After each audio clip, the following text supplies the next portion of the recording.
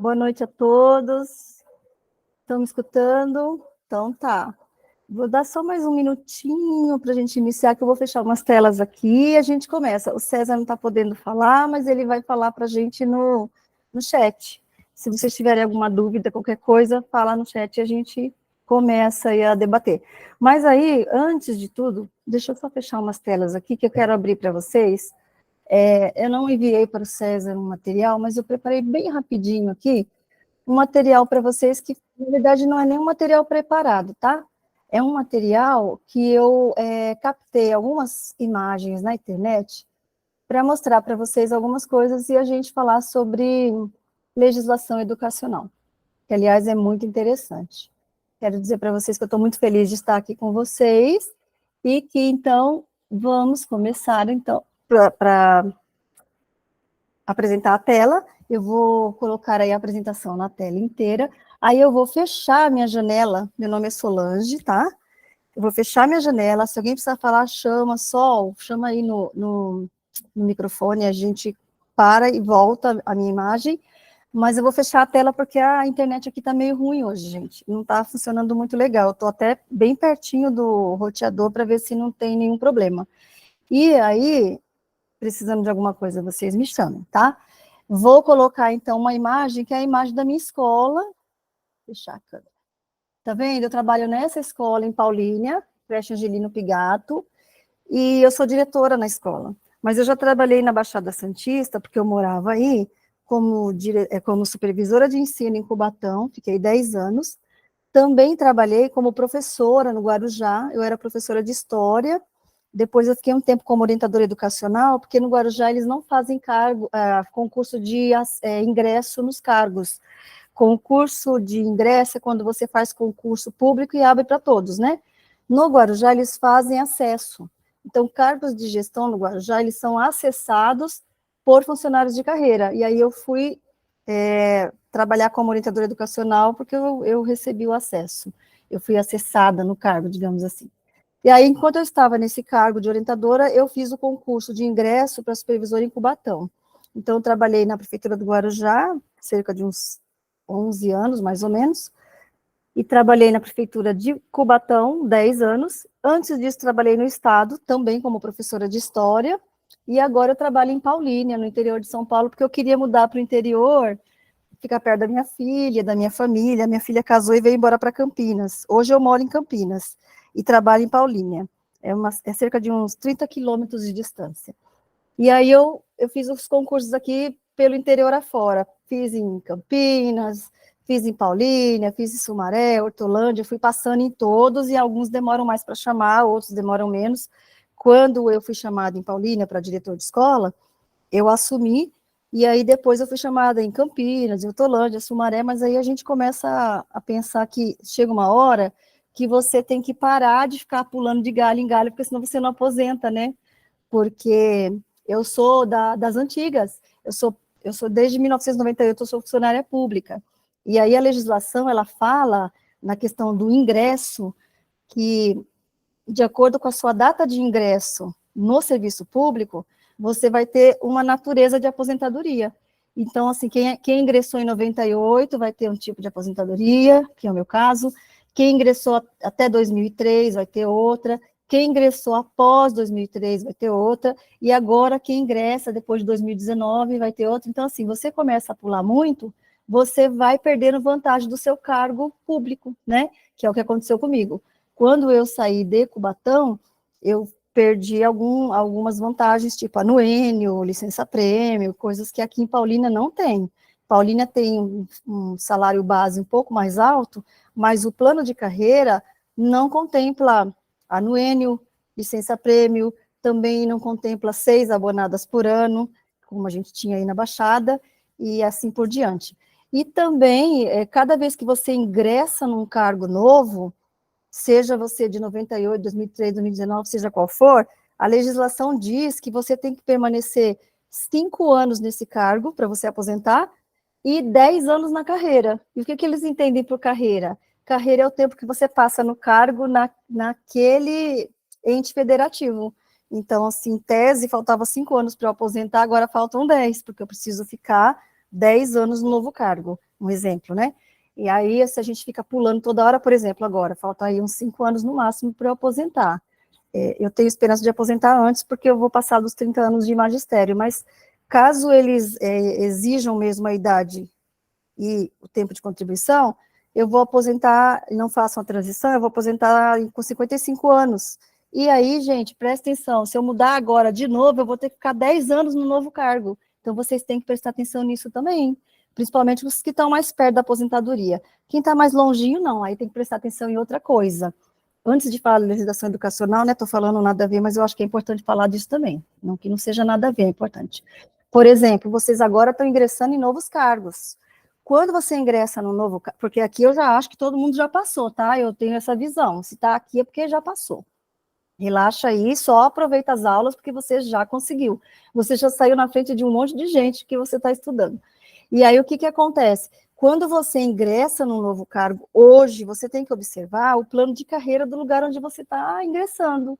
Porque em 2019 foi feita uma reforma na Previdência, né, na Previdência brasileira, e geralmente os planos de carreiras de estados e municípios acompanham a Previdência nessa questão do plano de carreira. E aí, nessa reforma de aposentadoria, alguns estados e municípios já estão fazendo reformas no seu plano de carreira.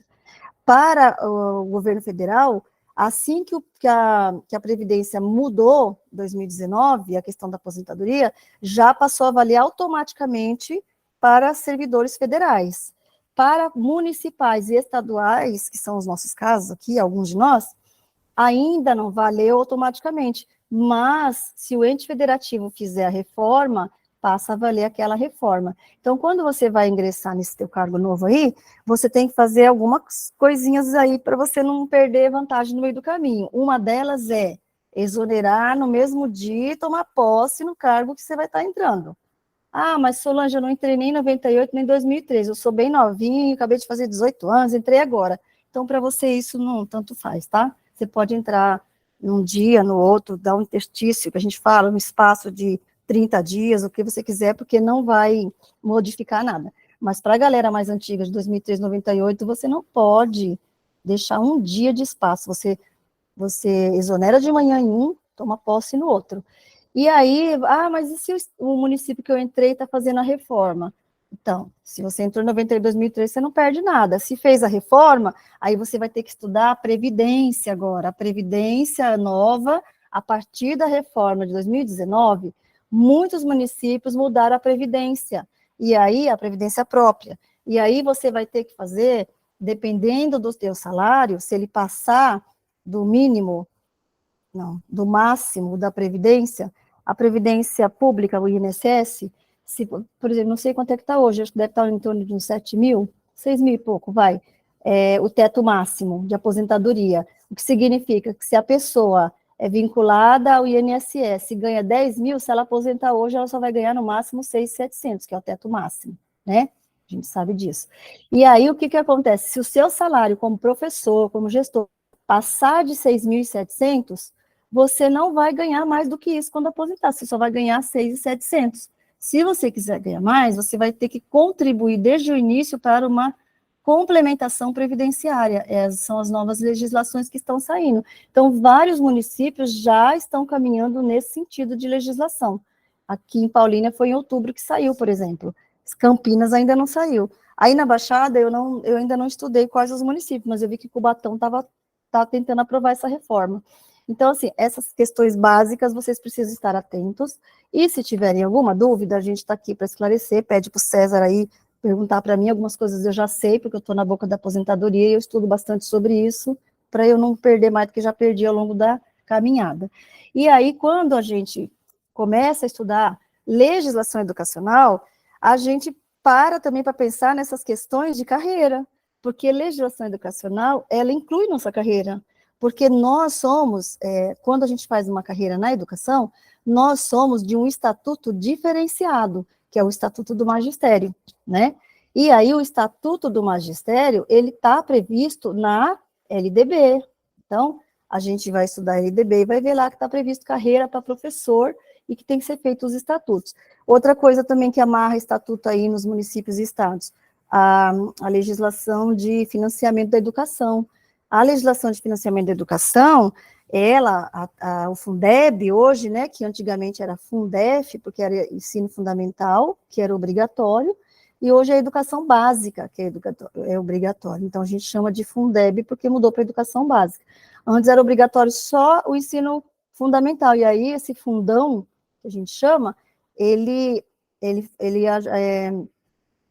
financiava o ensino fundamental, não financiava a educação infantil e não financiava o ensino médio, que não eram obrigatórios. Hoje, o Fundeb, ele financia toda a educação básica, então é obrigatório financiar a educação infantil, ensino fundamental e ensino médio, tá? Financiamento é obrigatório desses 3 níveis de ensino, que a gente chama.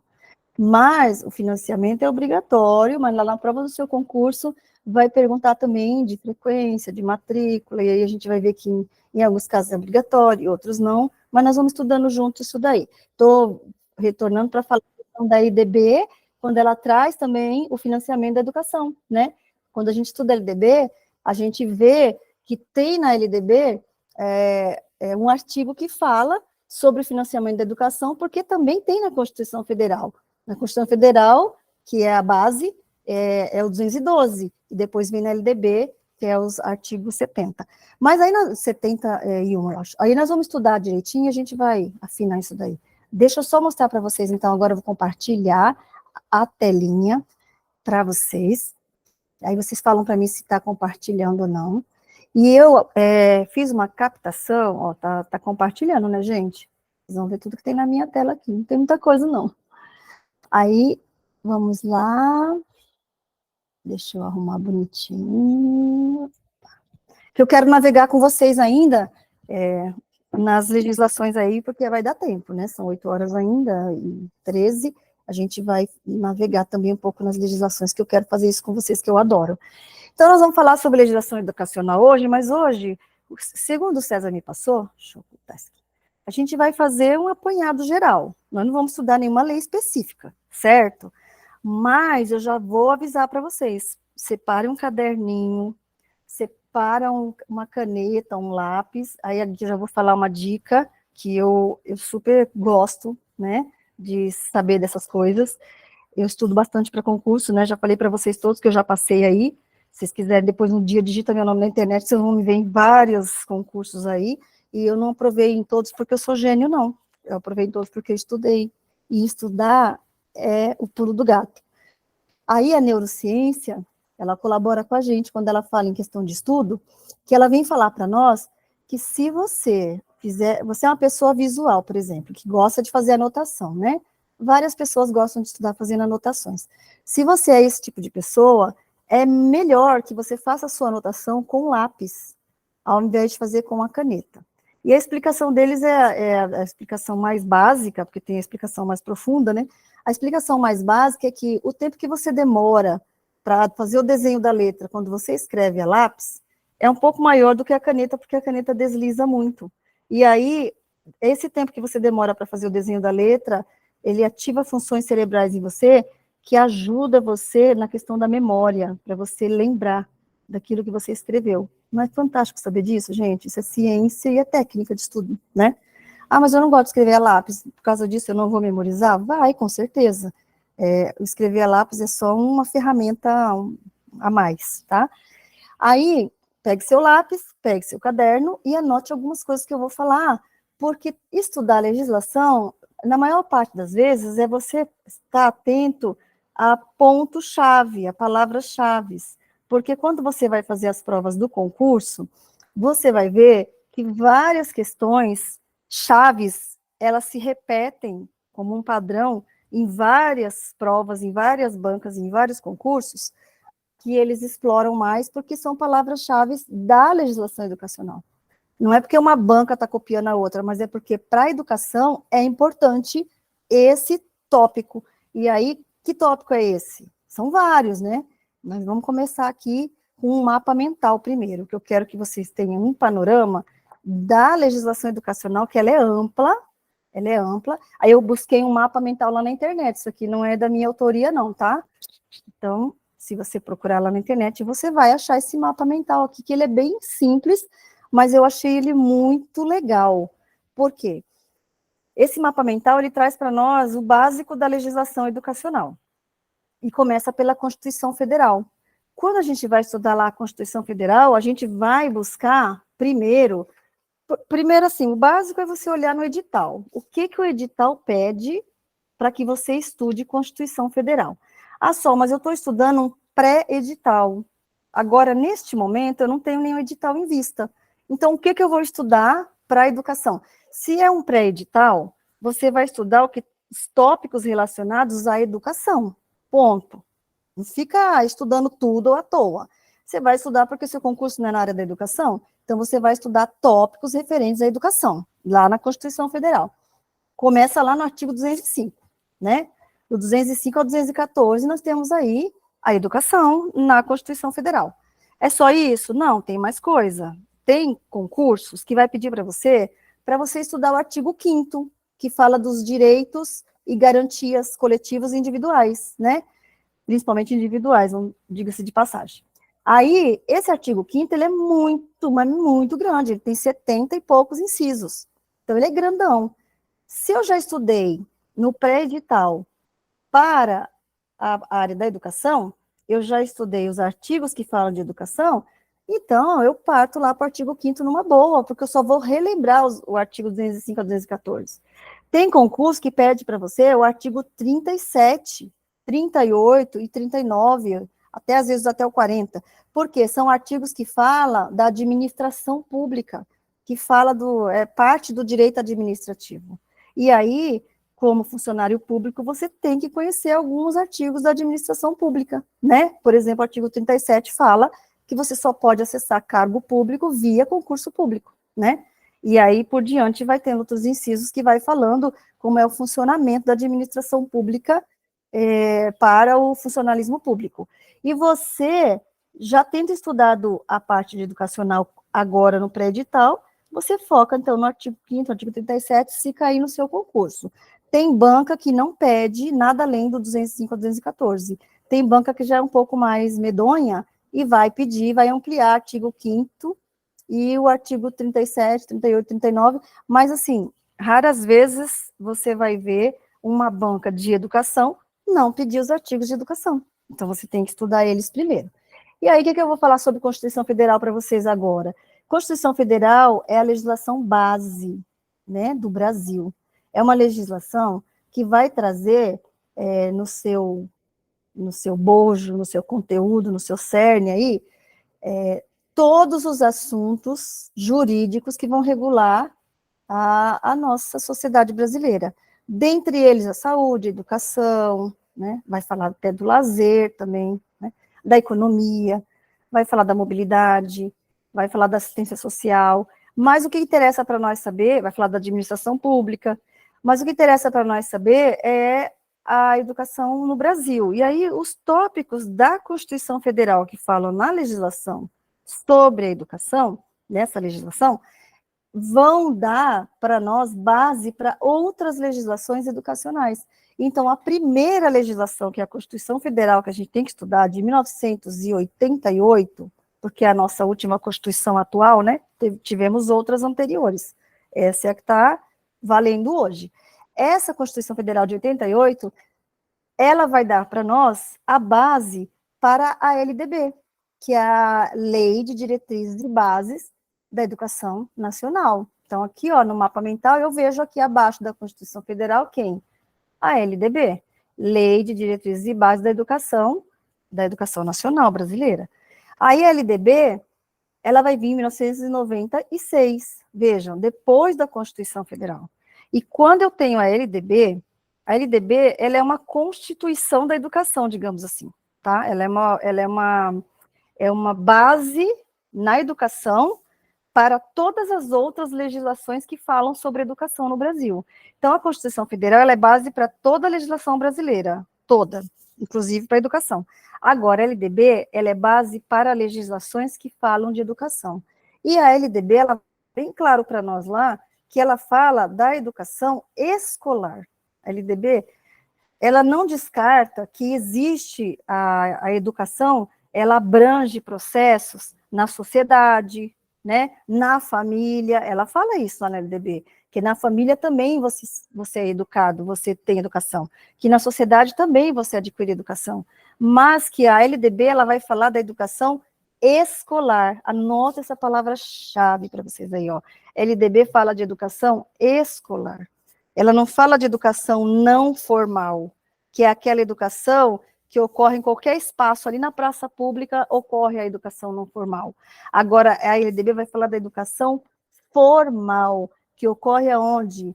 Dentro das instituições de educação, dentro dos próprios públicos, dentro dos prédios de educação, né? Público não, privado também, porque a LDB vai falar para nós que no Brasil vai coexistir instituição pública e privada de educação, mas é a educação das instituições que ela vai ser ela vai delegar para essas instituições pública e privada aquilo que tem que ser feito a nível de educação. E aí, gente, por que tem que falar para vocês que aqui coexiste público e privado?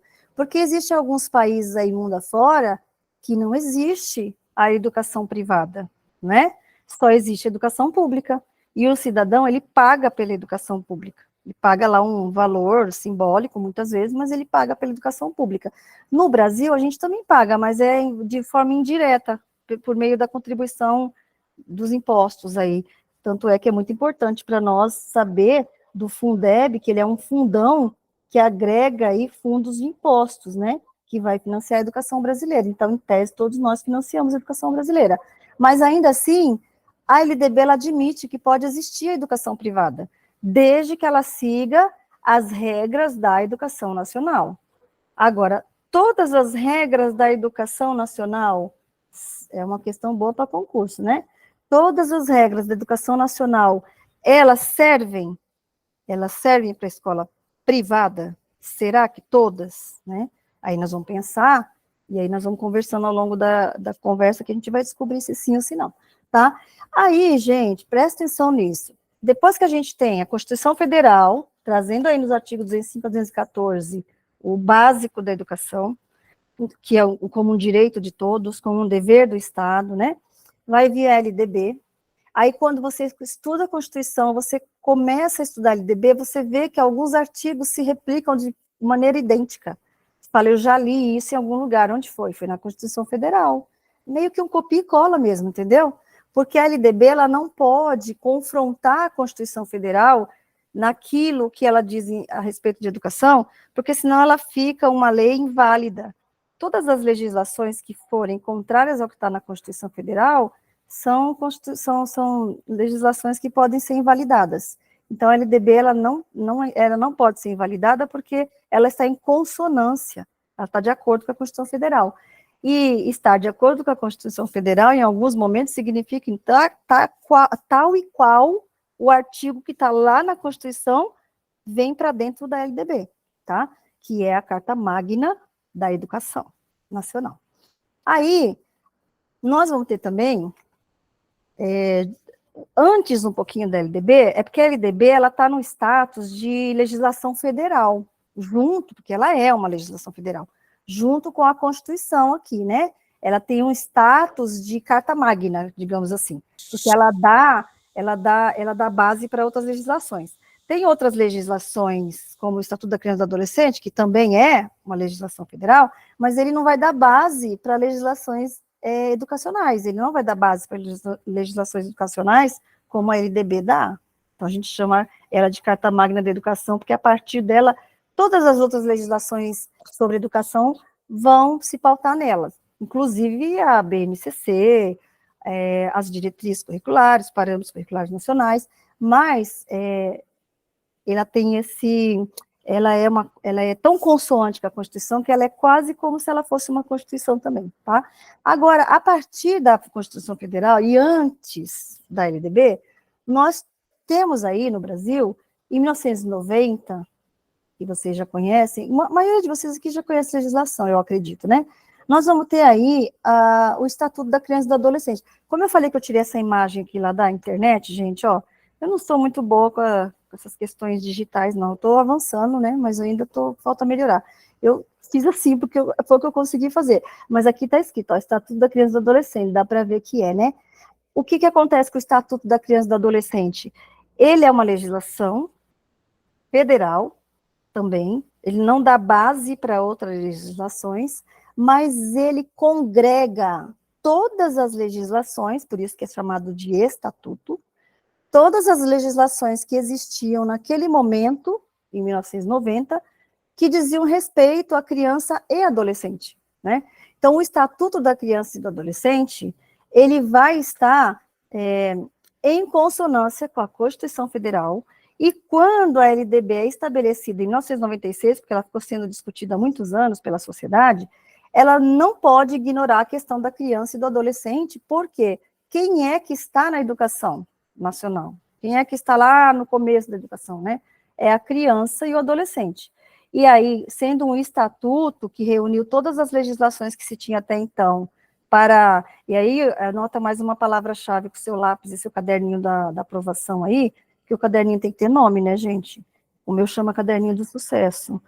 O caderno que eu anoto coisas de concurso. Inclusive, ele já está até velhinho, mas vocês podem dar o nome que você quiser para o seu. Caderninho da aprovação, da realização, eu vou falando os nomes aí, você vai dando, tá?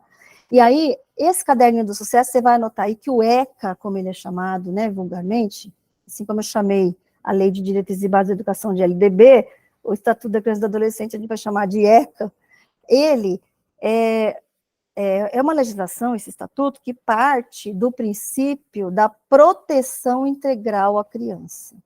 Então, o princípio é a proteção integral da criança e do adolescente.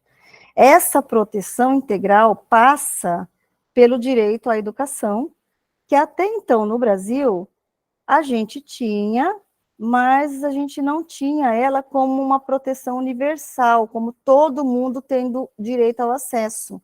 Então, tinha acesso à educação a faixa etária do ensino fundamental, como eu falei para vocês, que na Constituição vinha estabelecendo que era o nível obrigatório. Depois nós vamos aprender na LDB o que é nível, o que é etapa, o que é modalidade, a gente tem que saber isso para concurso de professor, né, concurso da educação. E é muito simples, né? Não é difícil, não. E a gente vai ver com o mapa mental, que eu acho que é mais interessante. Aí, o princípio da proteção integral, ele vai trazer que ser integral tem que ter tudo isso, tem que ter saúde, lazer, educação, tem que ter família, né? Então, a proteção é integral. E aí, em 1990, antes da LDB, que foi em 96, portanto, se o princípio da educação integral, da proteção integral da criança, em 1990, estava estabelecido pelo Estatuto, em 1996, a LDB, ela incorpora esse princípio. Ela traz a educação nacional como um direito e uma garantia para essas crianças e esses adolescentes. Eles têm esse direito e essa garantia à educação no Brasil. Por isso que nós temos aqui no Brasil, a partir daí, então, discussões que vão trazer para nós esse conceito que nós temos hoje de educação básica como obrigatória, além de básica, que todo mundo vai ter acesso, é obrigatória. Então, esse princípio vem dessa questão da proteção integral, é de colocar todo mundo na escola, que todo mundo tem que ter direito a acesso e a permanência. Né? Outra palavra-chave aí da LDB, tá? Da LDB e da Constituição Federal. A educação brasileira, ela garante o acesso e a permanência na escola, né? Então, essa educação básica obrigatória que nós temos hoje, e que a gente, quando vai estudar a legislação, a gente tem que dar uma olhada na BNCC com muita calma nessa hora, porque a BNCC é a legislação mais recente que fala da questão da educação básica e obrigatória, porque ela é a base nacional para os currículos, né?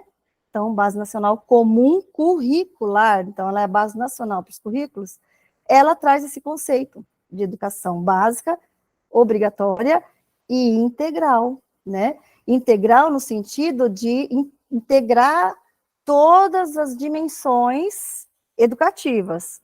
Inclusive, a BNCC, ela avança, ela traz a dimensão filosófica, cognitiva, que é da aprendizagem propriamente dita, né? Ela traz a dimensão cognitiva, filosófica, ela traz a dimensão integral, a gente vai ler aí depois a BNCC nas nossas aulas, vamos destrinchar, e vamos ver os conceitos que ela traz, por exemplo, de aprendizagens essenciais, que todo mundo tem que ter acesso como garantia. Por quê? Porque a LDB fala, porque a Constituição já falava. E aí, voltando então na questão do Estatuto da Criança e do Adolescente dentro da LDB, quando você estuda o Estatuto da Criança e do Adolescente e a LDB, você vai ver coisas muito parecidas entre elas, porque a LDB foi buscar no Estatuto para colocar na legislação, para garantir esse direito que está aqui no Estatuto. Então, assim, só que nessas 3 legislações, porque você vai pensar comigo assim, ai, nossa, eu tenho 92 artigos da LDB para estudar, eu tenho os artigos da Constituição que se trouxerem o artigo 5º para eu estudar para o concurso, estou ralado, né? Só ele tem 78 incisos, e fala de tudo. Aí eu vou estudar LDB com 92 e vou estudar ainda o ECA com mais 200 e tanto? Gente do céu, onde que eu vou parar? Aí você vai prestar atenção no que eu vou dizer agora. Uma legislação, ela vai adentrando a outra.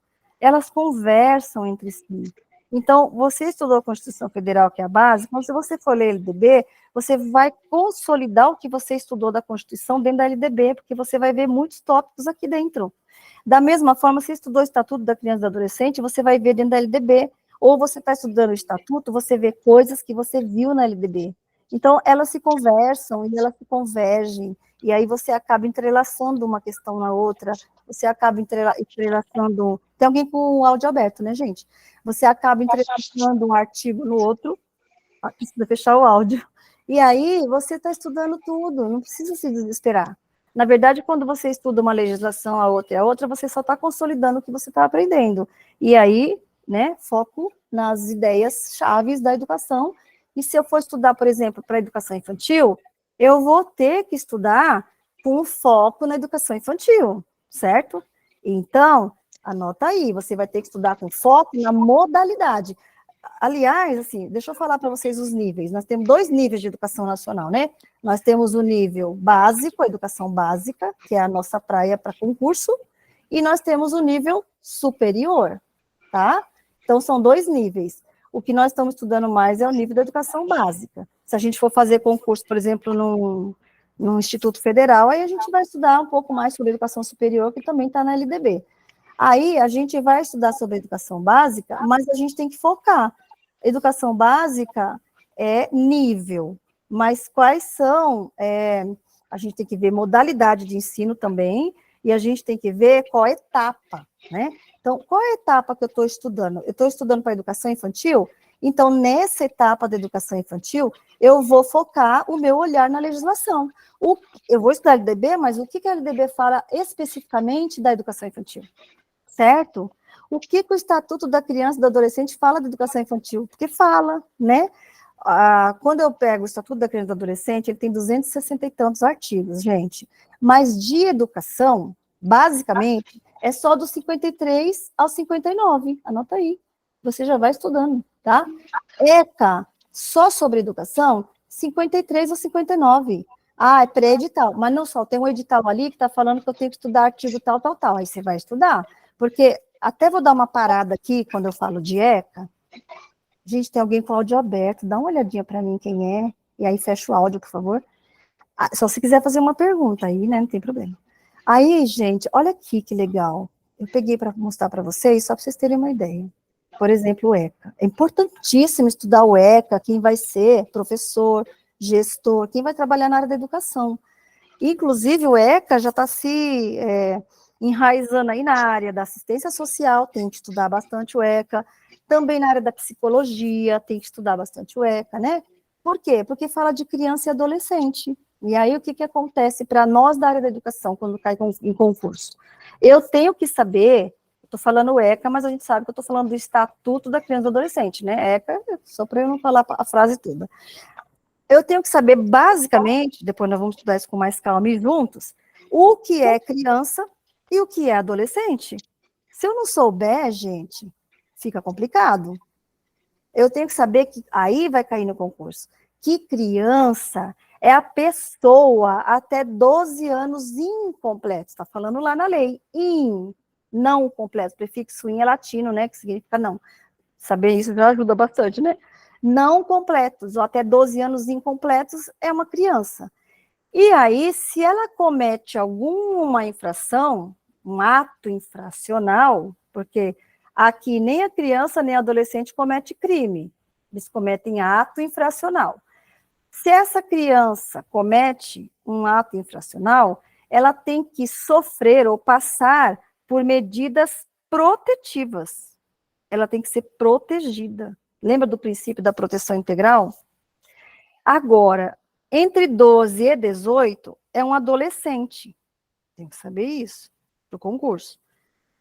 Ele cometendo um ato infracional, porque ele também não comete crime, ele vai ter que sofrer ou vai ter que passar por medidas socioeducativas.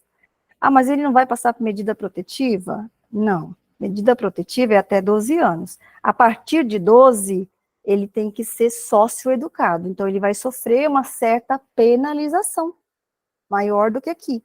Aqui vai ser protegido. Aqui ele vai ter que ser educado. Então, ele vai ter que ser educado socialmente, ele vai ter que ser educado para se inserir na sociedade. E aí, eu tenho que saber palavras-chave para estudar o Estatuto da Criança e do Adolescente, como para estudar o LDB, a Constituição Federal, a BNCC, por exemplo. Uma palavra-chave da Constituição Federal. Vocês têm que saber que a Constituição Federal é chamada de Constituição democrática, né? Ela é a nossa Constituição democrática, é a nossa Constituição cidadã, porque ela traz mais direitos do que as constituições anteriores, quiçá traz direitos que lá nem traziam, porque a Constituição de 1988 traz direito para mulheres, que antes não existiam, o direito do voto, por exemplo, né? E aí, por ser uma Constituição cidadã democrática, ela traz para nós um conceito de administração pública democrática, né? Aí, quando ela traz na Constituição o conceito de administração pública democrática, eu sei que lá na LDB, a educação brasileira nacional, ela vai trazer no setor público também o conceito de gestão democrática, não é?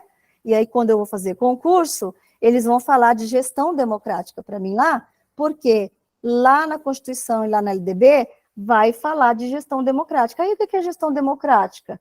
Quando eu continuar estudando as legislações, eu vou entender que, por exemplo, a associação de pais e mestres é uma ferramenta da gestão democrática dentro da escola, né? Aí eu vou saber também que o diretório acadêmico lá é um colegiado, é uma ferramenta da gestão democrática. E assim por diante, né? Então, ela traz esse conceito de gestão democrática. E aí, trazendo isso para a nossa questão do ECA, né? A gente vai ler lá no ECA que esse adolescente, mesmo ele sendo considerado alguém que cometeu um ato infracional, ele tem direito à voz, porque lá na Constituição fala, e também na LDB, que ele tem esse direito. Por exemplo, vamos dar um exemplo aí, de contestar, como está na lei, os critérios avaliativos. Lógico que a gente tem que estudar a lei e pensar na coerência da coisa, né? Não vai chegar o adolescente lá e a criança na tua mesa de professor, ou lá na secretaria da escola, e bater a mão na mesa, chutar a porta, e falar assim, eu quero contestar a prova porque a professora me deu 0 e eu não tirei 0. Não é isso. Ele tem esse direito, mas quem é o tutor legal da criança e do adolescente quando a gente lê a legislação? São os pais, né? Esse é o tutor legal, o nome que está lá na certidão de nascimento. Ah, mas se os pais perderam o direito familiar, porque agora não se fala mais pátrio poder, tá, gente? Tem prova que traz o pátrio poder, quando fala do ECA, para te confundir. Pátrio poder acabou, caiu, desde a Constituição de 88. Não se fala mais assim, fala poder familiar, porque pátrio poder vai remeter à república lá, né? A época mais antiga, né, do Brasil, que não é esse momento contemporâneo. E naquela época, a nossa sociedade ela era patriarcal, que significa que quem tinha voz e vez eram os homens, eles mandavam. Então, dentro da casa, quem mandava era o pai, né? Hoje, nós temos constituições familiares onde não tem nem, às vezes, a figura do pai. Às vezes, a mãe cria os filhos sozinha. E aí, como que eu vou atribuir a ela um poder patriarcal? Aí, ela ela tem um poder familiar.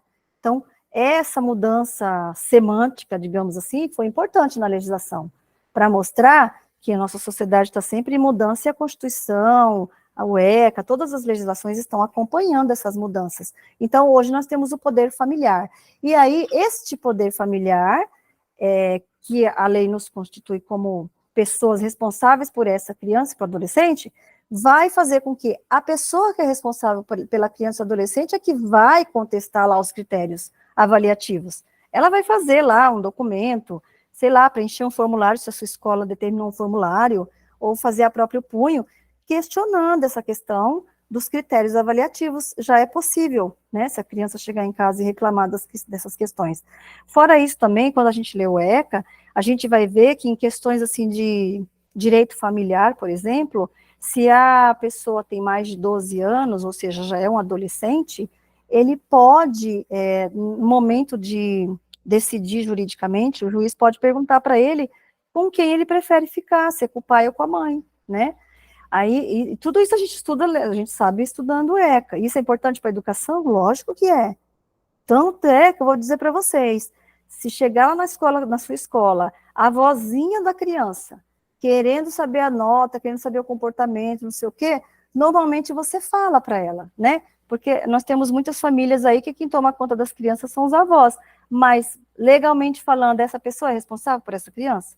Vocês já pararam para pensar nisso? Vocês já pegaram lá a certidão de nascimento e viram lá se a família, o pai e a mãe, né, no caso, perdeu a guarda e quem tem a guarda é a avózinha? Porque se a avó não tem a guarda ou a tutela, juridicamente falando, ela não pode ser responsável por essa criança, esse adolescente.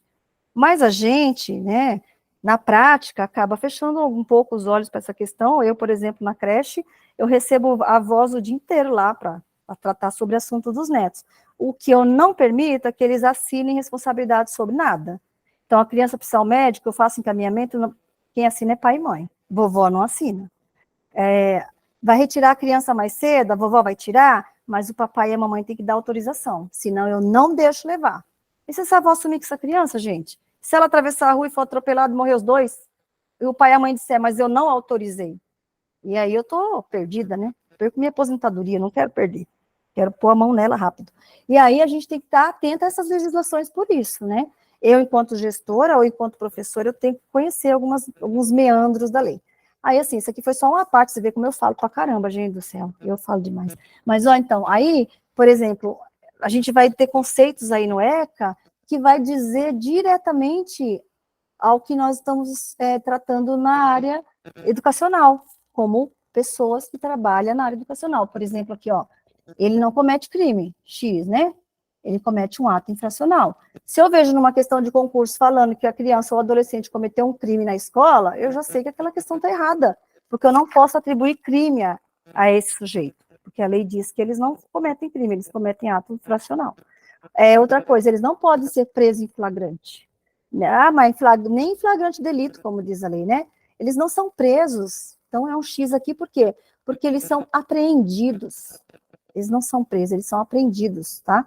Então, são conceitos que o ECA traz, vou voltar lá no mapa mental, que diz diretamente respeito à educação, à LDB, à Constituição Federal, né? Olha a volta que eu dei para falar para vocês, como uma legislação está imbricada na outra, a gente precisa saber conceitos base.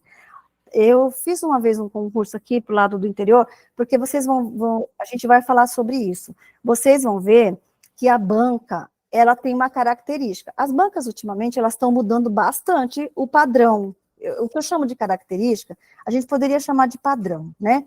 Mas elas estão mudando, elas estão ficando mais espertinhas.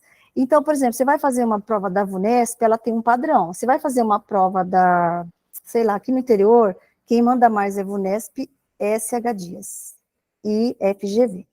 Aí você vai fazer uma prova da FGV, que foi a prova que eu fiz em Paulínia. Gente, juro para vocês, até hoje eu não lembro que caminhão me atropelou em Paulínia. Porque a prova da FGV, ela é uma prova meio confusinha, né? Quem faz o concurso da FGV sabe. E aí ela meio que te induz ao erro. E eu acabei errando um monte de questão lá, de bobagem, quando você sai no portão que você lembra a resposta, você quer voltar e reassinalar, né? e mesmo assim eu consegui passar em 30 por obra divina, porque em Paulínia, as inscrições para concurso, a gente chega a 53 mil, 58 mil inscritos, porque Paulínia tem uma fama, que eu não sei se vocês conhecem, tá? É a fama de pagar bem. É uma fama real. Em relação a outros municípios e estado, paga bem mesmo. Paulínia e Maranhão, né, gente? O estado do Maranhão também paga super bem a educação ultimamente. Mas só que tem umas outras questões, né? Paga bem, mas só quem trabalha dentro é que conhece as sutilezas, né? Então, por exemplo, paga bem, mas não tem um plano de carreira legal. Eu não tenho 6 abonados, eu tenho uma abonada por semestre. E eu tenho que pedir com 15 dias de antecedência. E eu tenho que ter autorização para ser abonada. Então, assim, né? Tem amarras. Eu não tenho quinquênio, eu não tenho licença-prêmio, eu não tenho aquela legislação de 20 anos, quando você faz 20 anos, você ganha um sexto, né? Mas também tem muita gente que não tem mais, né? Que é a sexta parte, que a gente chama. Não tem nada, gente, não tem nada. Eles colocaram aí, o ano passado, um vale-refeição Michuruca, e colocaram vale transporte, a passagem no município lá em Paulínia, e isso eu tiro meu chapéu. Passagem em Paulínia custa R$ 1, o ônibus interno, né? Por aí custa 5, 6. Aí a gente ganha o vale transporte. Como eu trabalho 22 dias, dão 44 passagens, eu ganho R$ 44 de vale transporte, ponto, né? Então, assim, não tem muita coisa, o plano de carreira é meio sequinho, então tem que ter, pelo menos, um salário base legal. E quando eu fiz a prova, era FGV, e muita coisa, assim, foi muito confuso para mim, e eu consegui passar, porque eu já vinha de uma rotina de estudo para vários concursos, porque eu queria muito vir para o interior. Eu estava trabalhando em Cubatão, minha cabeça estava aqui, eu precisava passar em algum concurso. Então, quando você vem de uma rotina de estudo, você passa, com certeza. Você pode não passar nos primeiros lugares, mas você passa. Eu passei em 30, por exemplo. Mas fui chamada, né? Isso importa. Chamaram até os 68, parece, se eu não me engano. Aí, tem a VUNESP. A VUNESP já tem outra configuração de prova. E quando você estuda para a VUNESP, o que você estudou para a VUNESP serve para a FGV? Com certeza que serve. Mas você tem que dar uma olhadinha na banca para você ver como é que eles elaboram as questões. Porque isso te ajuda a levar vantagem sobre as pessoas que não estudam a banca e que não estão estudando o conteúdo como você. E é isso que faz você passar o diferencial, porque elas têm meio que um padrãozinho que elas estão dando uma modificada, mas está funcionando ainda. Por exemplo, Campinas, ela usa muito a banca da VUNESP, basicamente só VUNESP. E a VUNESP, ela tem muita, na área da matemática, por exemplo, ela tem muita questão de raciocínio lógico matemático.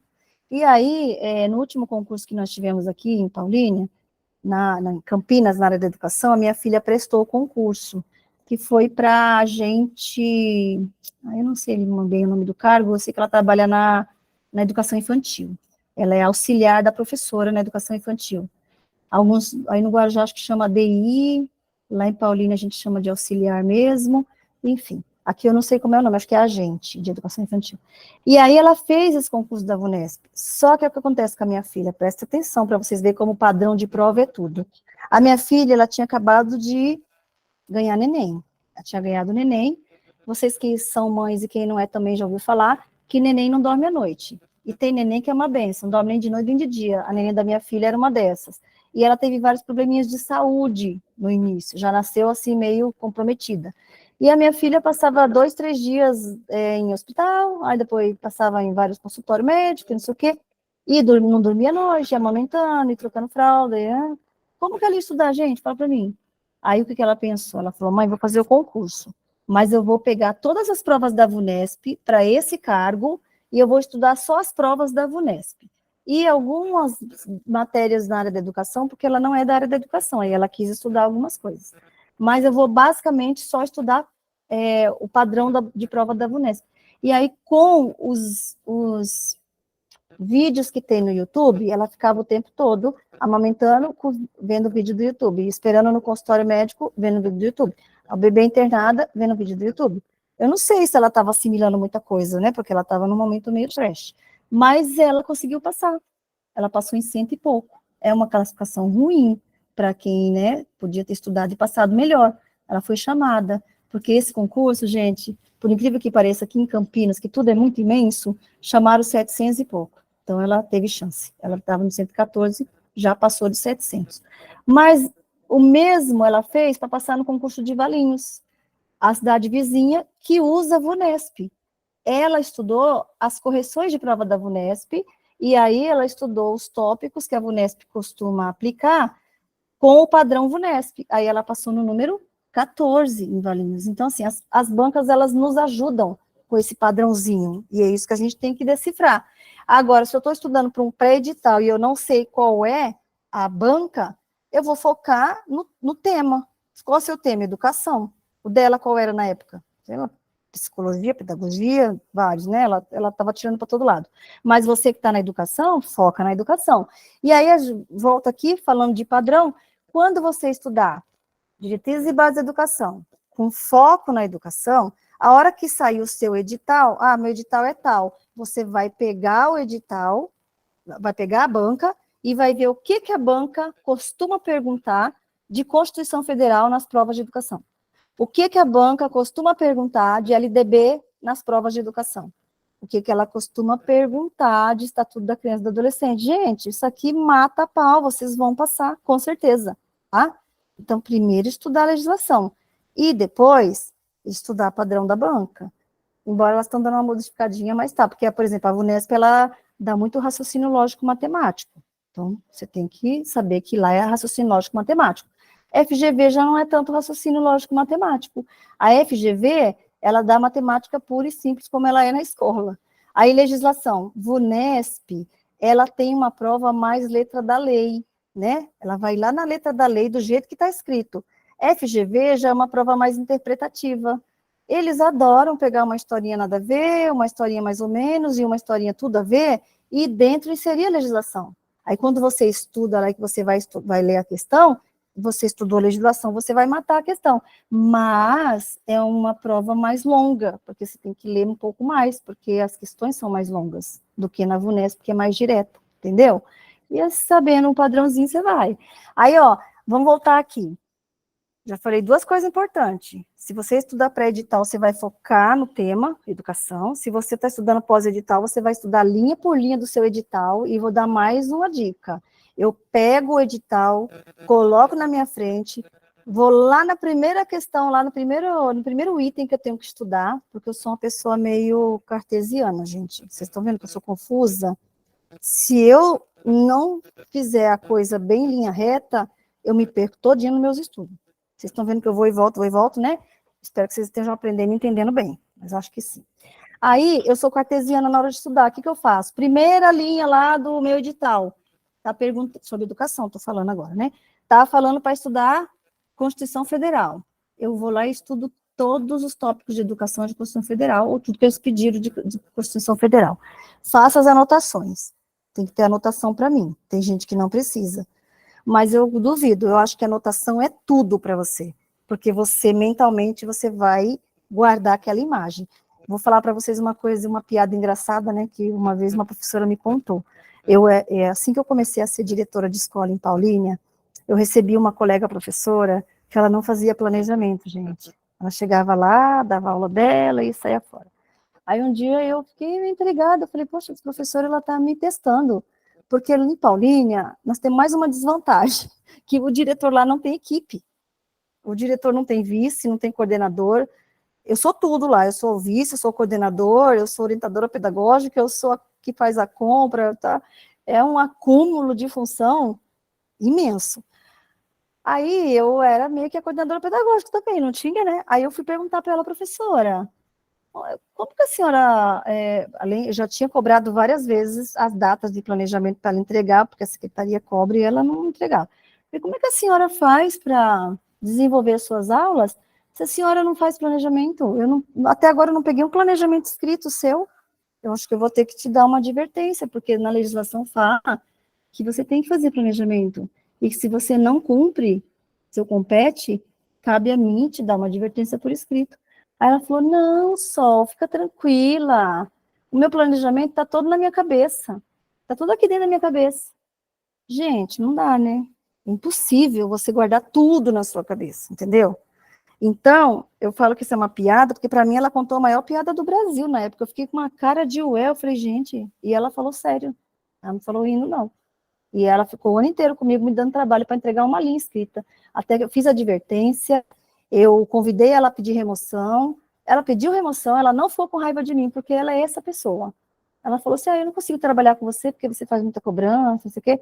Então, assim, né, eu sou cartesiana, como eu disse, eu quero ali, escrito, o que está fazendo, direitinho, para eu apresentar quando for pedido.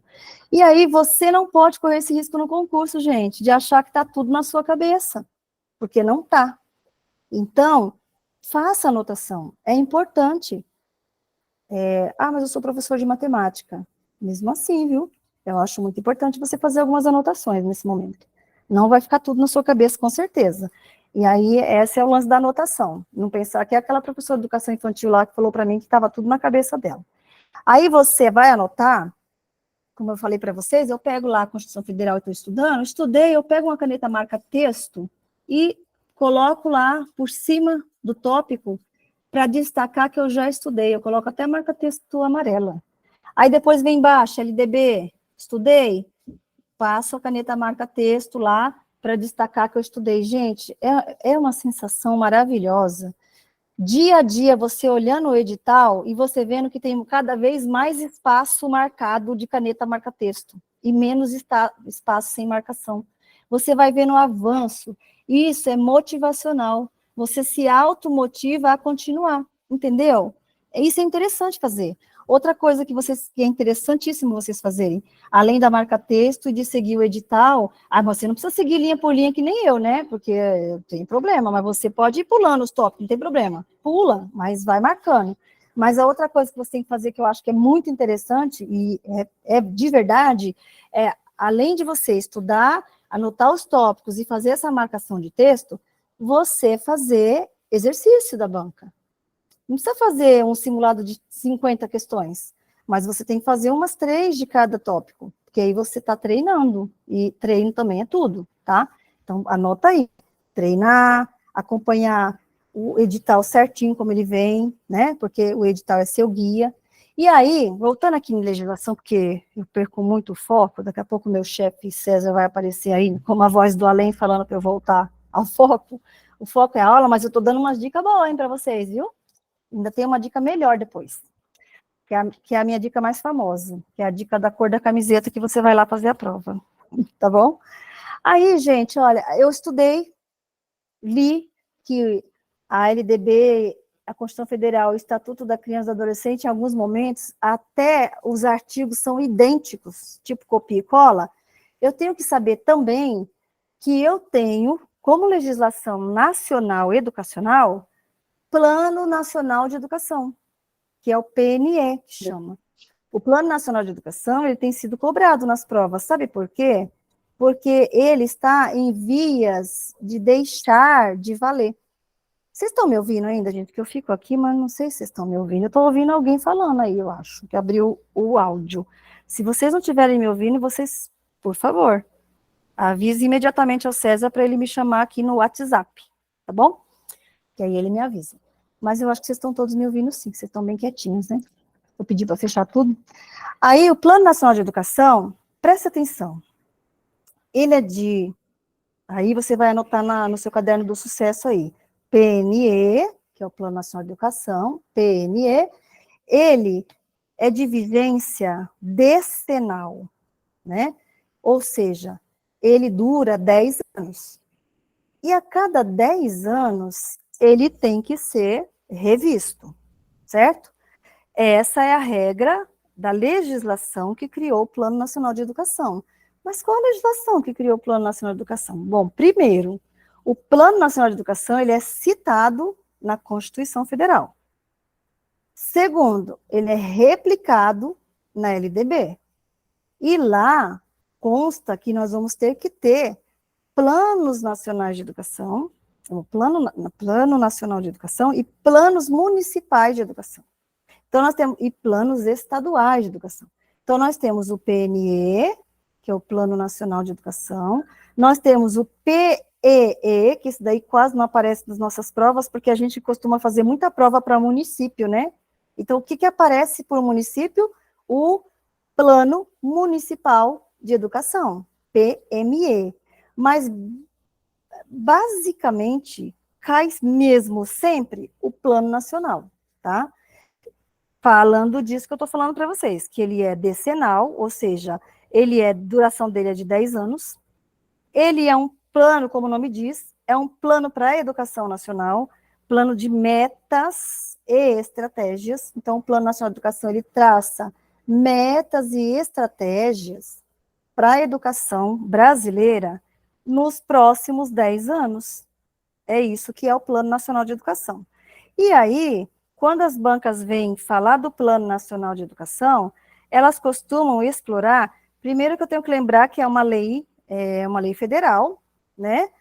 É a Lei 13.005 de 2014, tá?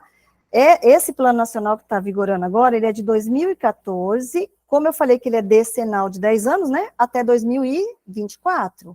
Então, ele está em vias de ser rediscutido, porque nós já estamos em 23, certo? Ano que vem ele tem que ser rediscutido, ele tem que ser homologado um novo plano. Por isso que ele está começando a voltar para os concursos, porque começa a querer vencer o prazo, eles começam a lembrar que ele existe. Mas muitas provas já exploram ele desde sempre. Aí ele fala o quê? Ele é um planejamento para a próxima década, certo? Para os próximos 10 anos. E ele tem como base legal, como eu falei para vocês, a Constituição e a LDB, né? Ele não é um plano que surgiu do nada. Ele tem metas para a educação. E aí são várias metas, a gente não consegue estudar meta a meta, porque são várias metas para todos os níveis de ensino. Para a educação infantil, para o ensino fundamental, metas para o ensino médio, ele tem metas para o ensino da EJA, para o ensino superior, tá? Mas, assim, basicamente, as metas, elas se desdobram em estratégias. Então, quando eu vou estudar metas do Plano Nacional, eu vou saber que tem 20 metas para eu estudar, não vou decorar, né, gente, não dá. 20 metas para eu estudar, e eu vou lembrar daquilo que eu falei anteriormente. Qual é o meu foco de prova? Educação infantil? Então, eu tenho que saber as metas da educação infantil um pouco mais, né? Ah, mas a minha meta, a meu foco é ensino fundamental, eu sou professor de educação física. Então, eu vou estudar um pouco melhor a meta da educação, do ensino fundamental, certo? 2, no caso, né? No fundamental de 6º ao 9º. E eu tenho que lembrar também, gente, uma outra coisa importante. Se eu vou estudar para o ensino fundamental, para a educação infantil, seja qual for aí, ou a etapa que eu vou estudar, educação infantil, ensino fundamental e ensino médio, eu vou lembrar que o Plano Nacional de Educação ele vai ter estratégias para cada uma dessas metas. E essas estratégias são várias estratégias, não tem uma só. O que, então, vai me obrigar a pensar o seguinte, eu preciso decorar as estratégias? Não, eu tenho que conhecer as metas. Mas é importante que eu dê uma olhada como é que estão o alcance dessas metas, por exemplo, na área que eu estou estudando para o concurso. Então, vamos lá, educação infantil, que é a minha área, né? A primeira meta lá do Plano Nacional de Educação vai falar da educação infantil, porque ele vem nessa linha do tempo, né? Ele vem assim nessa linha cronológica, nessa faixa etária. Ele fala da educação infantil primeiro, do fundamental, depois fala do médio. Aí ele fala também da educação especial, e a educação especial, gente, está caindo demais nos concursos, porque é o assunto do momento, né? A gente tem que estudar educação especial, porque ela está em voga demais na sociedade. Aí fala sobre alfabetização, e a meta da alfabetização é alfabetizar todas as crianças no máximo até o 3º ano do ensino fundamental, lá no Plano Nacional de Educação. Presta atenção, gente. 3º ano, no PNE. Mas, e lá na base? Qual será a meta de alfabetização da base? Eu tenho que pensar nisso, daqui a pouco a gente chega lá, tá? Qual é a meta de alfabetização da base? Qual é a do Plano Nacional de Educação? Porque aí, na hora que vai vir um concurso, é nisso que eles vão pegar a gente, para ver se a gente estudou direitinho, tá bom? É importante saber disso. Mas vou continuar aqui no Plano Nacional de Educação, daqui a pouco vamos na base. O Plano Nacional de Educação, ele fala da educação integral, a base também vai falar, né? Aí vem a meta do Plano Nacional de Educação, que vai falar do aprendizado na idade certa, que vai falar daquela questão da melhoria do fluxo escolar e da aprendizagem. O que é fluxo escolar? É a entrada da criança no ano certo e a saída no ano certo. Isso é fluxo escolar, né?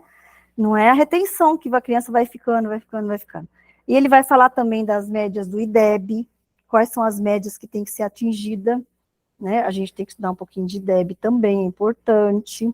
Se eu estou fazendo uma prova no município, eu vou dar uma olhada qual é o IDEB do município, né? Qual é o IDEB do município na alfabetização, se eu vou fazer prova nessa área? Qual é o IDEB do município no ensino fundamental, no ensino médio? Tem que prestar atenção nessas coisas.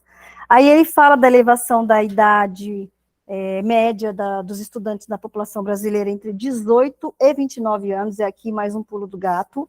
Por quê que o Plano Nacional de Educação fala de 18 a 29 anos? Porque, atenção aí, anota com o seu lapisinho, canetinha do sucesso, que de 18 a 29 anos, nós temos no Brasil uma turma chamada jovem, tá? De 18 a 29 anos, a pessoa é considerada jovem. Primeiro eu falei da criança e do adolescente, que estava no estatuto, né? Sabia que existe um estatuto da juventude? Ah, eu sei só, mas nunca estudei. Não precisa, porque no teu concurso não está pedindo para você estudar o estatuto da juventude, certo? Mas o teu concurso falou para você estudar o Plano Nacional de Educação. Então, você tem que saber que no Plano Nacional de Educação, ele cita que a pessoa de 18 a 29 anos é o jovem. E aí, existe uma meta no Plano Nacional de Educação de elevar a escolaridade dessa população jovem, de 18 a 29 anos. Como que eles vão elevar? Gente, simples e básico. A ideia é chamar eles para a escola. Eles não estão na idade certa, não é? Então, eu vou chamá-los para a modalidade de ensino chamada EJA, né? Existem várias modalidades de ensino, a EJA é uma. EAD é outra, que nós estamos fazendo agora, educação à distância, mais ou menos, né? É outra, educação quilombola, educação do campo e tal, isso a gente vai estudar com mais calma. Mas a EJA é uma modalidade de ensino que eu vou incluir o jovem, e o IDEB tem essa meta. E para isso eles vão estabelecer estratégias. Aí, então, a meta, se eu não me engano, é a meta número 10, que vem falar diretamente da EJA. Mas a EJA só para 18 a 29? Não. Por quê? Por que não? Porque eu vou ler na LDB, vai estar falando lá um artigo, que o estudo é para toda a vida, certo? É isso que a LDB vai falar para mim. Toda a vida é toda a vida. Enquanto o cara tiver vida e tiver força e quiser chegar lá na escola, com 90 anos ele pode chegar, com 100, se ele conseguir, eu vou matricular ele na EJA, é para toda a vida. Mas o foco da juventude de 18 a 29 anos é ir para a EJA porque eles não estão na idade adequada. E a EJA é para quem não está na idade séria adequada, né? Então, a EJA, ela também abarca dos 18 aos 100 lá, conseguir chegar, tá? Aí vai falar do Plano Nacional de Educação, da educação profissional, né? Se eu for prestar concurso para uma escola técnica, eu tenho que prestar atenção no que a LDB, no que a Constituição, no que o Plano Nacional de Educação fala da educação profissional. Não posso esquecer do foco, tá? Aí também vem falar da educação superior, porque o plano é nacional, fala de toda a educação nacional. Então, vai falar também da educação superior, como a LDB também fala da educação superior, como a Constituição também fala. Quem é que não fala da educação superior? Se caísse no concurso hoje, vocês saberiam. É a BNCC. Que a BNCC, ela vem falar da Base Nacional Comum Curricular da Educação Básica. Educação superior não faz parte da educação básica, certo? Aí, o Plano Nacional de Educação fala da formação dos professores, da titulação deles, né, dos títulos aí que a gente tem da educação superior, como doutor, mestre, e que nos nossos planos de carreira isso aí tem que ser valorizado, então vem falar da valorização do professor também. Aí fala da pós-graduação, fala da formação continuada, e a valorização do professor, ela está dentro do Plano Nacional de Educação, porque ela também está dentro da LDB, está dentro da Constituição Federal, né? Por isso que vem falando do nosso plano de carreira. O Plano Nacional de Educação, ele fala de um assunto importantíssimo que eu falei hoje para vocês no início da aula, da gestão democrática, que ela tem que ser assegurada, né? Tem que ser assegurada na escola pública, porque na privada quem manda lá é o dono, né, gente? Eu não posso querer gestão democrática na escola privada. Eu vou dar aula com um professor de escola particular e não vou querer meter o pé na porta do diretor, né, gente? Fala para ele, aqui a gestão é democrática, eu também quero opinar. Não, a gestão democrática é só no ensino público. Não esqueçam disso, porque se cair na prova vai te enganar e você pode errar. Agora, você sabendo disso, não erra mais. O Plano Nacional de Educação, isso é importante vocês saberem, ele fala também da aplicação financeira do Produto Interno Bruto, que é o PIB, na educação. Ele traça uma meta de aplicar, até o final da década, no mínimo 10% do Produto Interno Bruto na educação. O final da década é 2024, certo? Então, ele começa com um patamar de 7% na época, que era 2014, ampliar para 10%. Vou dizer para vocês que até hoje não chegou, tá? Não chegou ainda no 7. Está no 5 ponto alguma coisa, não chegou no 6 ainda. Mas a meta é chegar no 10. Ah, não chegou, o que nós vamos fazer? O plano vai ser reescrito. Provavelmente essa meta vai ser repetida. E a gente vai ver nas estratégias o que foi que não deu certo, né? Então, essa discussão do Plano Nacional de Educação, que vai começar no ano que vem, é para ver isso. O que não deu certo, o que foi alcançado e o que a gente vai programar para os próximos 10 anos, que é a próxima década. Então, na minha área de educação infantil, por exemplo, eu lia lá no Plano Nacional de Educação, desde o início, e estou com isso na cabeça até hoje, é que a educação infantil, ela tinha que matricular as crianças de 4 a 5 anos, ou seja, da pré-escola, todas na escola, todas deveriam estar na escola. Então, aí o que aconteceu? Com esse Plano Nacional de Educação, a pré-escola passou a ser obrigatória, quando não era antes, né? Passou a ser, e aí a creche continua sendo não obrigatória, o pai e a mãe só matriculam na creche se quiser, mas na pré-escola de 4 a 17 anos, né, que é a obrigatoriedade no Brasil, então, a partir dos 4 anos, obrigatoriamente, o pai e a mãe têm que matricular na escola, e atenção, quem assina a matrícula é pai e mãe, não é vó, não é tia, não é vizinho. Tem um monte de escola aí mandando a avó, o vizinho assinar a matrícula e não serve. Aí, a meta falava que na educação infantil na creche, que é a minha praia onde eu trabalho hoje, a gente tinha que ter pelo menos 50% das crianças do Brasil matriculados na creche até o final da década, que é o ano que vem. Pelo menos 50%. Gente, se a gente for procurar ver se essa meta foi alcançada, a última vez que eu vi, não estava nem em 30%. Então, a gente vai ter que rediscutir com certeza mesmo esse plano. E ele é mesmo para ser rediscutido. E aí a gente vai ver por que as crianças não estão entrando na escola, na creche, por que a gente não está alcançando essa meta e o que a gente pode fazer de estratégia para alcançar. Seremos chamados como sociedade a discutir essa questão, Plano Nacional de Educação. Como é que é isso discutido? O governo federal, ele abre uma plataforma lá no MEC, onde as escolas do Brasil inteiro e os profissionais de educação são convidados a colaborar. Lógico que eles organizam as plenárias, eles organizam as reuniões, das reuniões saem as sugestões, saem as reflexões, e isso vai parar lá em Brasília, eles compilam, e o que for assim, o mais adequado a nível nacional para todo o Brasil, é o que vai entrar no Plano Nacional de Educação depois das discussões. Então, é uma coisa que demanda tempo, né? Demanda tempo, mas a gente tem que participar enquanto sociedade. Eu mesmo já participei muito de Plano Nacional de Educação.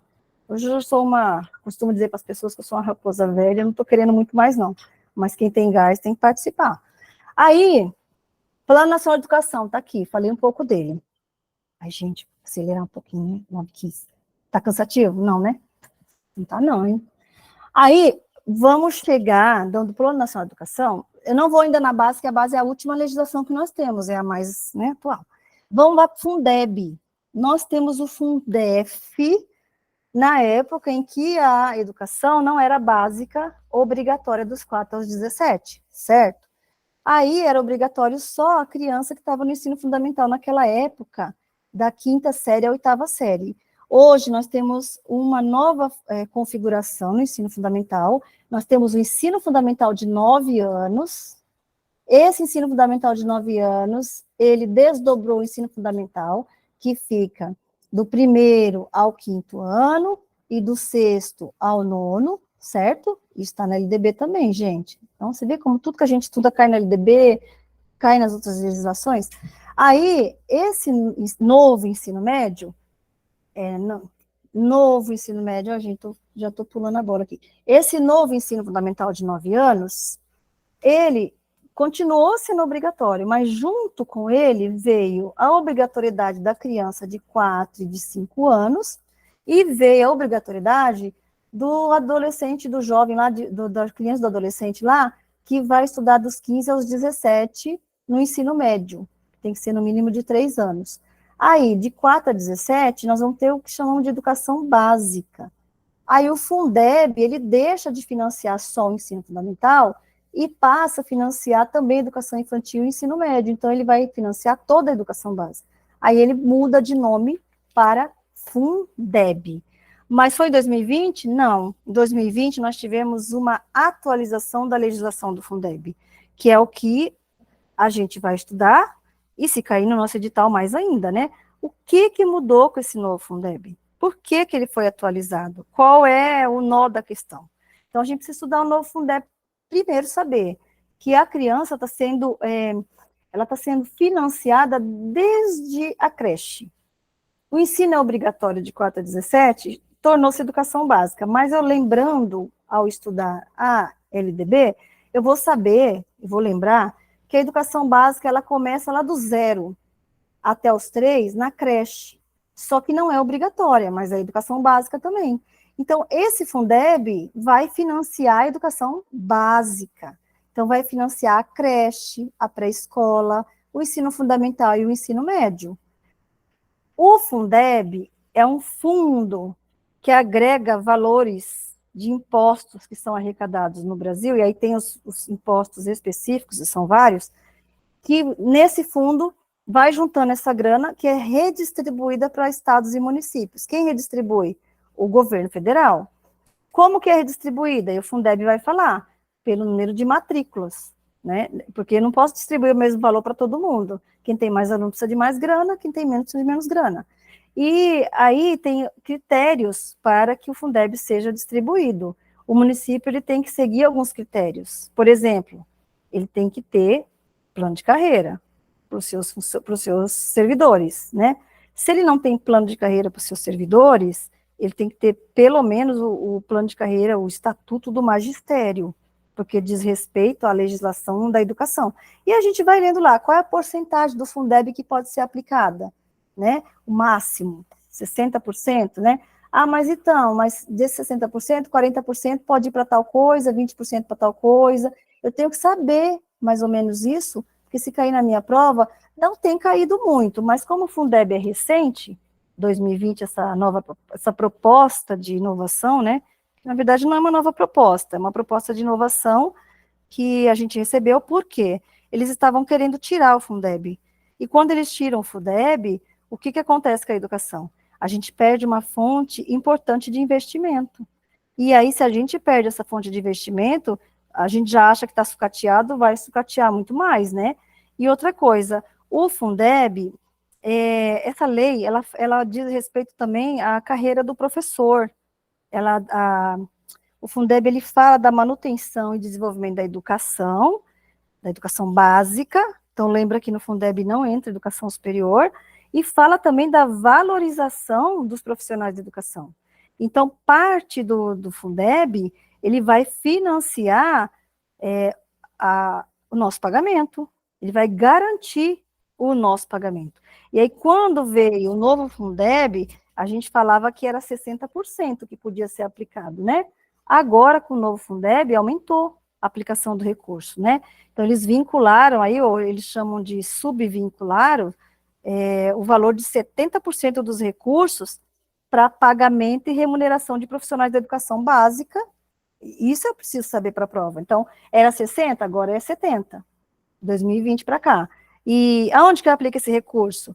Na remuneração, ou seja, no salário. De quem? Dos profissionais de educação básica. Quais? Aqueles que estão em efetivo exercício. Porque a discussão era que o Fundeb tinha que também financiar aposentado, e ele não passou. É só quem está em efetivo exercício. Pode cair na minha prova? Claro que pode, porque, além de tudo, ele incluiu técnicos educacionais. Mas quem são os técnicos educacionais? Sei lá. Lá está bem genérico, o município e o estado que vai decidir aí, o governo federal. Mas no meu concurso vai falar disso, que ele incluiu os técnicos educacionais, além dos profissionais da educação básica. E aí, esse 70% financia esse povo aí. E aí, mas não é 100% que tem que ser enviado? E os outros 30% vai financiar o quê? Aí eu tenho que estudar lá para saber. Outras despesas, considerada despesa de manutenção e desenvolvimento do ensino, porque o Fundeb ele só pode ser aplicado no desenvolvimento do ensino, da educação básica, né? Esses 30% serve para isso. Mas onde está escrito isso, além de estar no novo Fundeb? Ué, está lá na LDB, está lá no artigo 70, que fala do financiamento da educação, certo? E aí o Fundeb é derivado da LDB, ele não pode ir contra a LDB. Aí vocês veem, que legal, estudei LDB, já estudei junto com o Fundeb, já estudei Constituição Federal, já estudei Estatuto, já estudei Plano Nacional de Educação. Gente, as leis, elas se conversam, e é muito legal isso. Por isso que a gente precisa estudar. É muito interessante, né? Mas vem cá, eu vi alguma coisa de 60%, além de que era aplicação integral, que agora é 70%, que fala alguma coisa de 60% no Fundeb. O que é esse 60%? Que fala o seguinte, aí você vai estudar lá depois com mais calma, ou comigo ou com outro professor, que se o Fundeb, se desse fundão sobrar alguma grana, resultar em dinheiro que ficou para lá, que sobrou, o município usou, e não precisou aplicar toda a verba do Fundeb na educação do município, porque, por exemplo, Paulínia é um município milionário, né, gente? Tem recursos próprios para aplicar na educação. Aí aplicou e sobrou do Fundeb, a lei fala que os docentes, aí fala só deles, tá? Só os professores, essa é a confusão que está rolando no Brasil atualmente. Que só os docentes, eles têm direito a ficar com 60% desse valor que sobrou como um 14º, por exemplo, como um prêmio, né? Produtividade, sei lá, o município aí que vai ver o que faz. Todos os municípios estão fazendo isso? Não. Eles estão metendo a mão na grana, né, gente?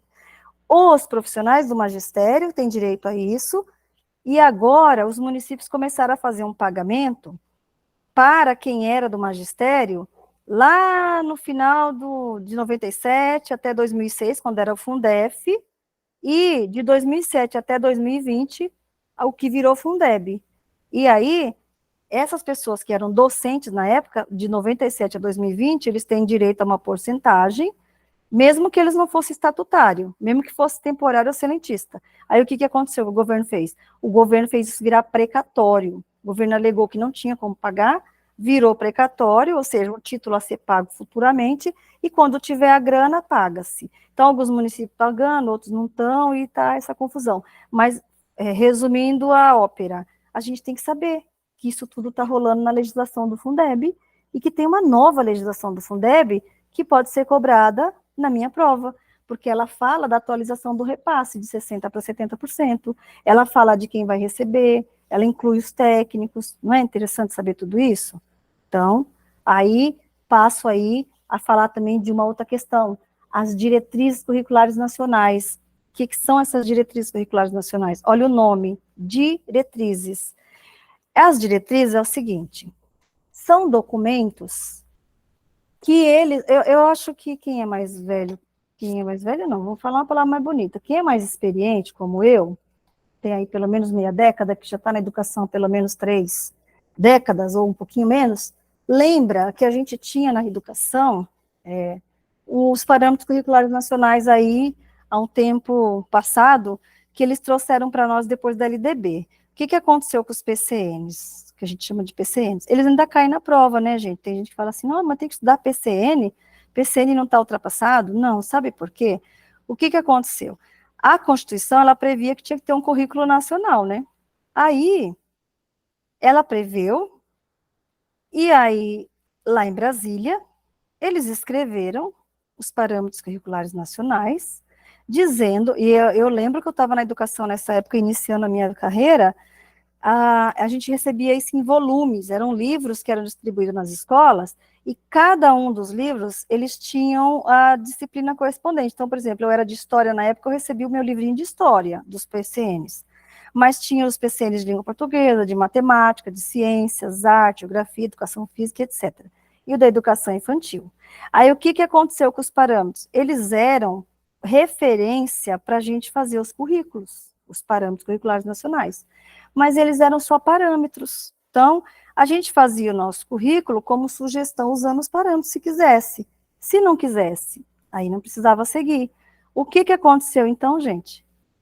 A maioria dos estados e municípios não seguiram os parâmetros curriculares nacionais, porque um dos propósitos deles era trazer esse currículo comum, fazer com que todo mundo falasse mais ou menos a mesma língua, né?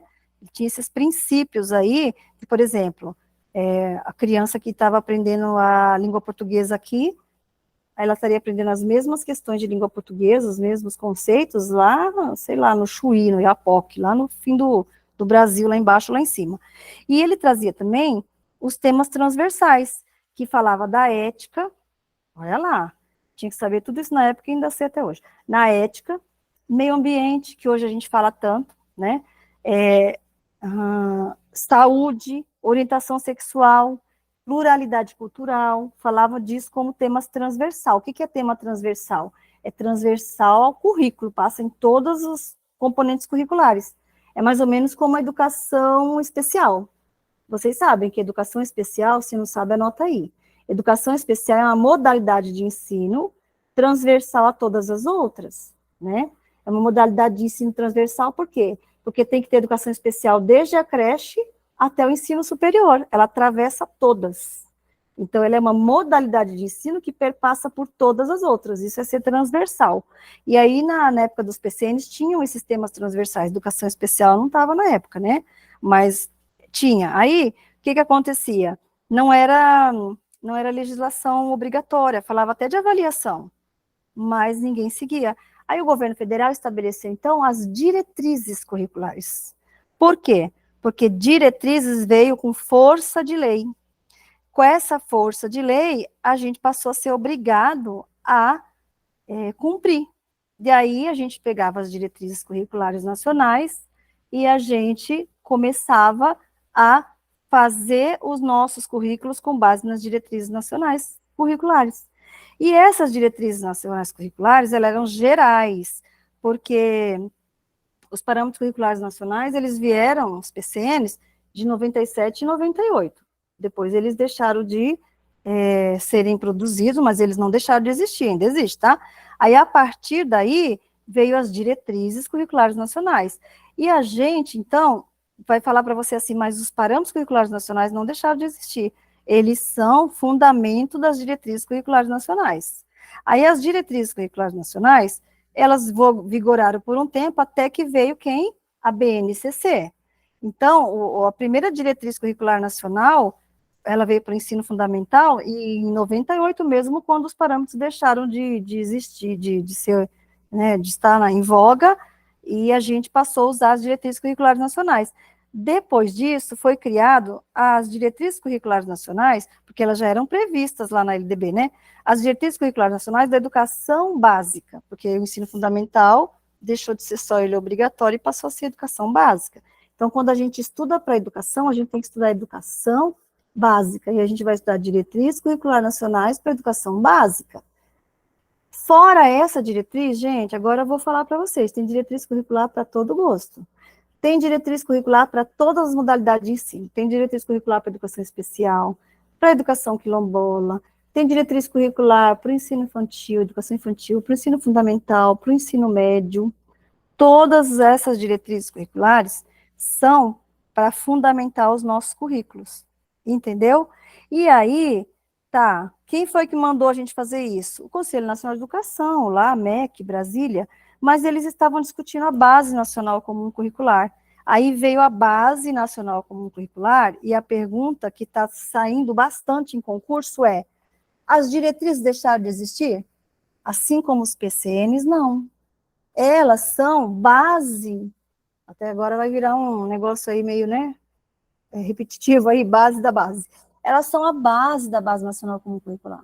A Base Nacional Comum Curricular, ela nasceu desse caminho que eu falei, dos PCNs, depois DCNs e agora a base. Mas elas não deixam de existir, porque a base ela é bem genérica. E as diretrizes são específicas, como eu falei, tem diretriz para educação especial, para educação quilombola, para educação bilíngue de surdos, né? Tem para educação infantil e etc. Aí, Ai, falar em educação bilíngue de surdos, eu preciso falar um pouco disso para vocês até o final dessa aula. Aí, pessoal, olha que coisa interessante. Quando você vai fazer concurso, para pegar você, eles falam assim, ah, a Base Nacional Comum Curricular é currículo. Não, ela não é currículo. Como as diretrizes também não eram. Só que nas diretrizes, quando eu vejo aqui diretrizes, eu já sei que não é currículo, porque eu sei que é um caminho para eu construir o currículo. Agora, quando vem Base Nacional Comum Curricular, eu posso até pensar, é o currículo, mas não é. A base, assim como a diretriz, ela é um caminho para a construção dos currículos, entenderam?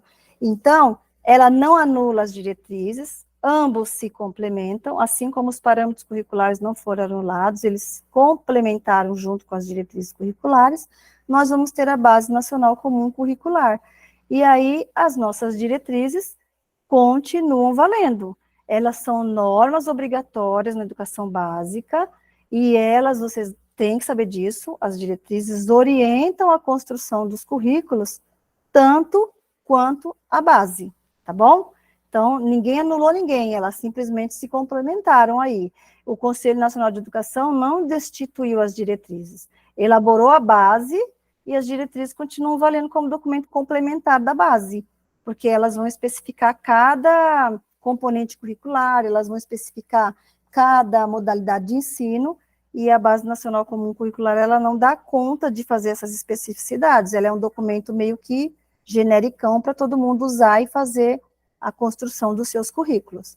Inclusive, uma coisa interessante da base é que ela foi homologada, e quando ela foi homologada, ela não previa ainda a parte do ensino médio, porque o ensino médio estava sendo discutido ainda, né? Ele estava sendo destituído de alguns preceitos que ele tinha anteriormente, para ser incorporado na base como reformado. Tanto que você lê, assim, reforma do ensino médio, novo ensino médio. Aí o professor que vai fazer concurso para o ensino médio, ele tem que estudar isso. Ele tem que saber o que é esse novo ensino médio. Por que ele é chamado de novo? O que aconteceu nele de novo, né? E aí, mais uma vez, a gente tem aí uma legislação para a gente estudar, focando nela se a gente for fazer concurso para ensino médio. Mas, via de regra, o novo ensino médio, chamado assim, que já não é tão mais novo, ele foi incorporado na base no ano seguinte, ele também faz parte da base, e ele traz para o ensino médio uma inovação, que é a inovação de você dar autonomia para o estudante escolher o seu itinerário formativo. Então, as escolas de ensino médio, elas têm que montar itinerários formativos na área de exatas, humanas, biológicas, para os alunos escolherem, para ele escolher de acordo com um projeto de vida que ele também vai fazer no ensino médio, com base naquilo que ele quer ser no futuro, assim que ele sair do ensino médio. Então, se ele quer trabalhar na área de humanas, ele vai fazer um projeto de vida focado no itinerário formativo com as disciplinas da área de humanas. Só que no ensino médio torna obrigatório todo mundo, independente do itinerário formativo, estudar língua portuguesa e matemática. A gente vai ver isso na Base Nacional Comum Curricular, lá está falando. A obrigatoriedade nos 3 anos de ensino médio de língua portuguesa e matemática. Ai, Solange, é muita informação. A princípio mas na hora que a gente começar a estudar todo mundo separadinho, vocês vão ver que é muita informação que vai entrando na cabeça e vai consolidando a legislação anterior, tá bom? Então, não fiquem apavorados, é muita coisa. Mas você tem aí um HD, que é o seu cérebro. Eu não sei, sabe, não há muito de informática, mas sei lá, você tem um HD aí que tem não sei quantos mil teras, né? Tera é o mais? Gente, nem sei mais. Que vai caber tudo isso que nós estamos estudando. O que vocês têm que saber, resumidamente, agora, já caminhando para o final, né? Daqui a pouco é a hora de acabar a aula. Era das 8 às 10, né? Eu falo tanto que eu até me perco. É que vocês precisam conhecer a LDB, os princípios da educação nacional, os deveres do Estado com a educação. Sabe o que cai bastante da LDB nos concursos? A incumbência das escolas e a incumbência dos profissionais da educação, dos professores, o que você tem que fazer na escola. O que você tem que saber da LDB níveis e modalidades de ensino de educação escolar, porque eu falo de educação para vocês, eu falo de educação especial, ensino superior, ensino fundamental, vocês têm que saber o que é nível, o que é modalidade, a gente vai estudar isso junto, vocês têm que saber de currículo, o que fala de currículo, porque quando você souber tudo isso da LDB, e você vai saber, os recursos, né, que são aplicados na educação, tinham umas questões sobre recursos que falava muito da porcentagem de aplicação, né, que o governo federal tinha que aplicar 18% no mínimo, anualmente, nas escolas federais, né, nas escolas do seu sistema, que o município, o estado e o Distrito Federal tinha que aplicar no mínimo 25% anualmente.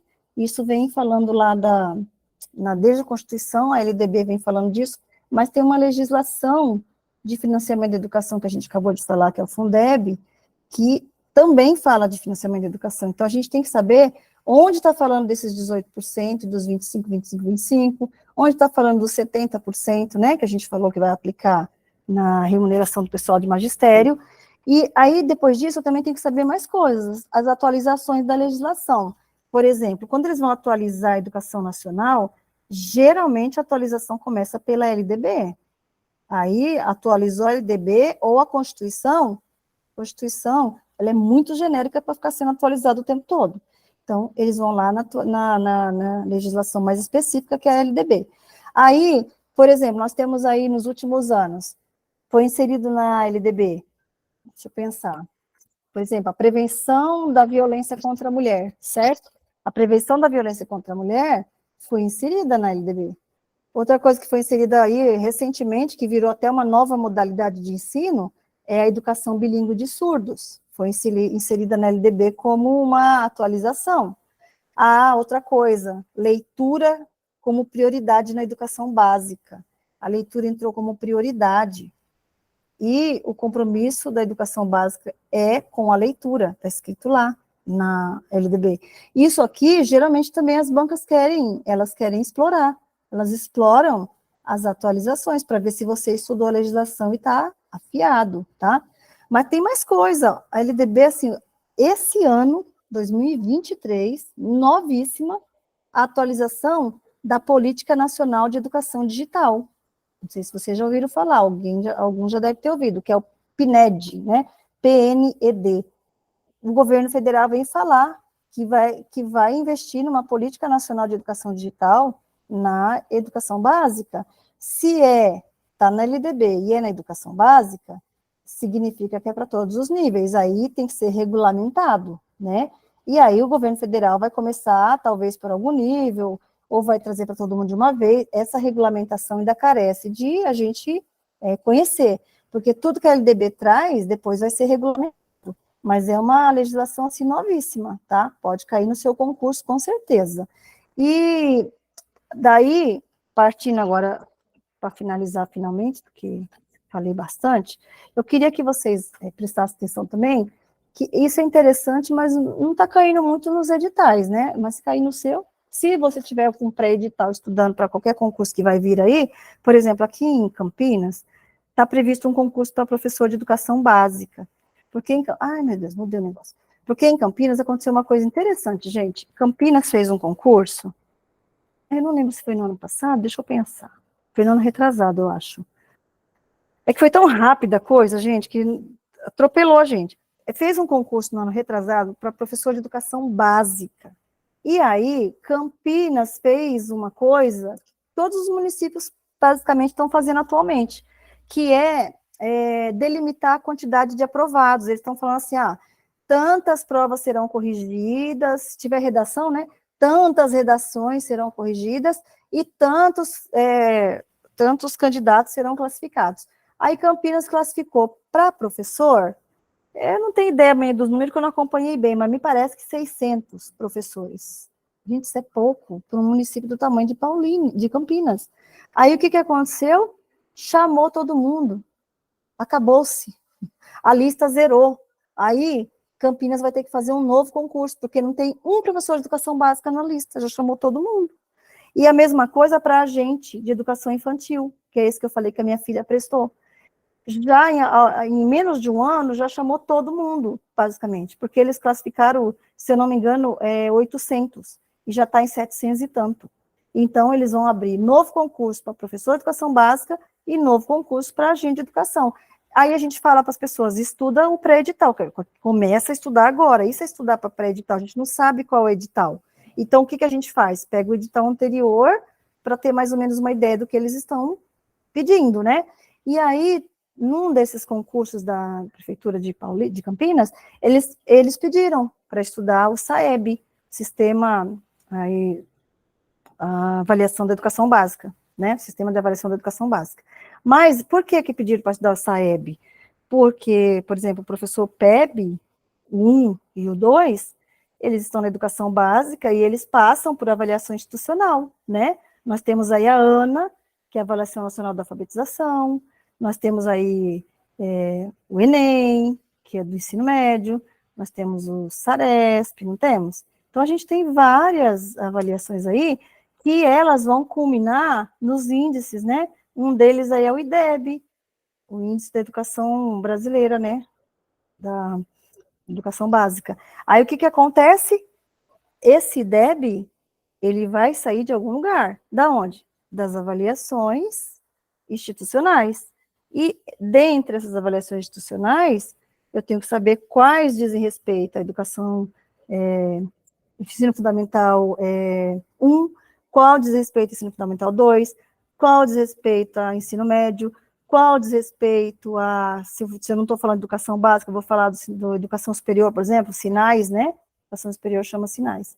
Aí, que não vai cair na prova do município, porque não tem ensino superior, é educação básica, vai cair o SAEB. Mas eu tenho que saber, né, gente? E aí, nesse edital, tinha o SAEB. No de vocês, no futuro, não sei se vai ter, por exemplo, nesse próximo, mas é uma educação, é uma legislação básica. Então, também pode fazer parte do meu estudo. Aí, o que eu faço? Eu não sei se vai cair no edital, se eu estou no pré-edital. Se tiver no edital, beleza, sei que vou estudar. Se não tiver, eu vou lá e dou uma passadinha nele. Por que não?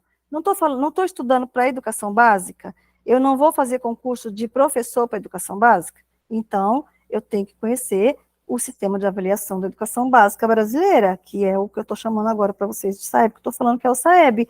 Por quê? Porque quando eu vou estudar o SAEB, e tem mais uma coisa, o SAEB ele é atualizado, né? Eu peguei essa imagem aqui, ó, da internet. Então, provavelmente isso aqui é do ano 2021, porque está falando do SAEB 2021. Porque se eu for ver o SAEB de 2022, ele já existe, o de 2023 já existe. Então, o SAEB vai atualizando, né? Aí eu vou pensar assim, mas vai ter SAEB 2023? Será? Eu tenho que ver. De repente, não. Ou será que teve em 2022? Eu tenho que estudar isso. Então, preste atenção que tem cronograma, fala quais são as provas. É bom eu estudar isso se eu tiver no pré-edital. Agora, se não for do meu edital, aí pula essa parte, tá bom? Porque o SAEB, ele é aplicado pelo INEP, Instituto Nacional de Pesquisas Educacionais. E a gente sabe que, da mesma forma que é o Enem, né, é também aplicado pelo INEP. E a gente sabe que ano a ano eles vão mudando para se adequar às normas das legislações aí nacional. E as últimas mudanças vieram para se adequar à Base Nacional Comum Curricular. Então, eu vou ver se tem SAEB, eu vou ver como vai ser aplicado, quando vai ser aplicado, e por aí afora. Então, aqui eu coloquei o SAEB só para vocês saberem que, como eu peguei essa imagem da internet, aqui no interior, por exemplo, a gente pouco estuda SAEB nos editais de prova, porque eles não pedem. Mas eu já sei que no ano passado nós tivemos a aplicação do SAEB, prova de língua portuguesa e matemática, ciências, acho que inglês também. A gente ouviu falar que teve a aplicação em 2022, né? E aí, se eu estou estudando em 2023, eu vou ver o que vai rolar em 2023. Mas eu tenho que saber o básico, que o SAEB é o Sistema de Avaliação de Educação Básica, ponto, tá bom? Aí, concluindo, falei demais, mas eu quero trazer isso aqui para vocês, ó. Eu coloquei aqui umas dicas que eu vi, peguei na internet também, tá? Das principais bancas aí que fazem concurso no Brasil, afora. Algumas eu não conheço, gente, por exemplo, nunca fiz, não é que eu não conheço, eu nunca fiz prova, por exemplo, da Consulplan.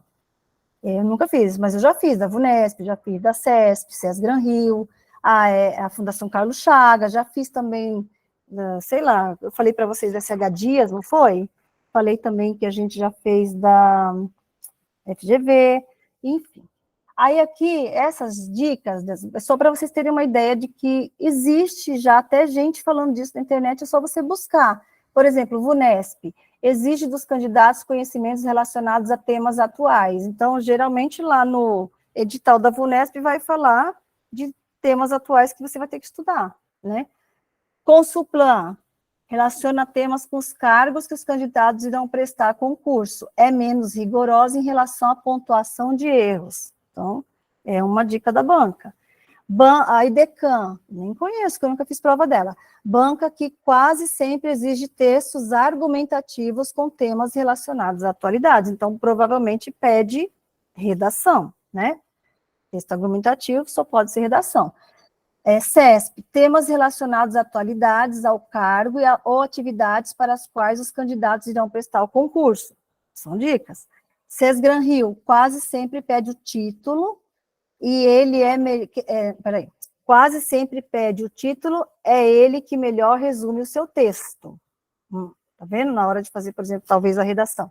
Fundação Carlos Chagas, temas voltados ao comportamento de uma forma geral. Relaciona a tese sempre com o tema na introdução. Também está falando aqui de redação. E aí, se você for buscar, você vai achar outra dica, mas se você achar dica, você vai fazer aquilo que eu falei. Você vai dar uma olhada nos padrões da prova, você vai dar uma olhada nas correção da prova daquela banca do cargo que você quer concorrer. E aí você vai ver que existe um padrãozinho e você vai pegar esse padrão e vai passar no concurso tranquilamente. Então, isso é importante também você ter em mente. E aí eu peguei aqui umas dicas que não é da área da educação, mas que muito serve para a nossa área, né? Como assim? Dica de como estudar. Isso é tão importante, a gente ter um método de estudo. Eu estava conversando um dia desse com alguns colegas e eu falei, gente, quando eu fiz o doutorado, quando eu fiz o mestrado, eu era totalmente perdida na vida. Eu não sabia por onde começar a ler, anotar, porque quando você vai fazer esse tipo de curso, eles te dão tanto livro para você ler, que você não sabe nem por onde começar. E quando você pergunta assim, qual que eu tenho que ler primeiro? Todos. Qual o tempo que eu tenho o prazo que eu tenho para ler? Já está vencido. Ontem. E a prova de concurso é mais ou menos a mesma coisa, né? Que temas que eu tenho que ler? Todos. Qual o prazo? Já foi para ontem. E aí eu tenho que ter uma técnica, um método de estudo, senão eu fico perdida, e aí eu fico apavorada, eu procrastino. Tem colegas nossos de concurso que faz reiteradas vezes concurso e não consegue ser aprovado só por uma razão.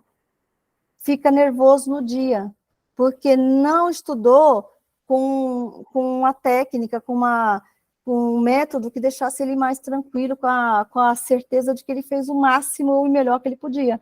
Então, essas dicas são importantes. Por exemplo, o que eu vou fazer? Começar os estudos pela parte de conhecimento específico. Ora, se eu vou fazer concurso para educação, eu tenho que focar na educação. Eu vou fazer concurso para ensino fundamental, eu vou focar em fundamental. Vou fazer para ensino médio ou educação infantil, eu vou focar naquilo. Então, eu tenho que ter foco no conhecimento específico, porque geralmente, o que acontece? Primeiro, se houver empate, é o que desempata, você acertou mais, você fica na frente. E segundo, que vários na área da educação colocam os conhecimentos específicos como peso 2. Qual é o conhecimento específico da área de educação? Geralmente é a parte pedagógica e de legislação educacional, né? Então, começa por aí. Aí, depois eu vou estudar matemática e língua portuguesa. Se cair no meu concurso, tem umas bancas aí que dá para a gente a paz de não ter a matemática, por exemplo, que não é meu forte, né? Aí, aqui, ó, uma dica importante para a área de educação é não deixe de estudar a parte de direitos humanos. Ué, Sol, mas por quê? Porque é um tema que está entrando nas provas de educação. Porque agora nós temos o Plano Nacional de Educação e Direitos Humanos, que entrou no rol de planos para a gente estudar. Tem o Plano Nacional de Educação? Tem, mas tem o Plano Nacional de Educação e Direitos Humanos. Nós temos que estudar, então, queridos professores e gestores da área da educação. Faça um plano de estudo para conhecimento específico e língua portuguesa. Sempre vai cair língua portuguesa nos concursos, gente. Tem língua portuguesa, que nem a banca da VUNESP, tem, além da língua portuguesa, tem informática, conhecimentos gerais e matemática. A VUNESP coloca isso, gente, para professor de creche, aqui em Campinas. Ah, mas por quê? Professor de creche não tem que saber informática? Ele até tem que saber, é importante, mas ele não vai aplicar no dia a dia lá no berçário. Então, por que que coloca isso para atrapalhar o cara a fazer a prova? E ele não passar, né? Mas ela coloca.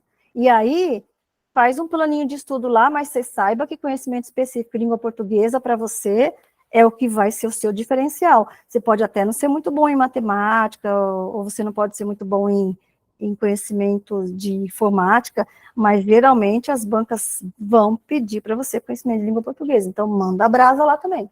Aí aqui, ó, na hora de estudar a língua portuguesa, faça ficha de estudo. Aqui é uma dica que eu nem vou, né, porque para mim não fez sentido.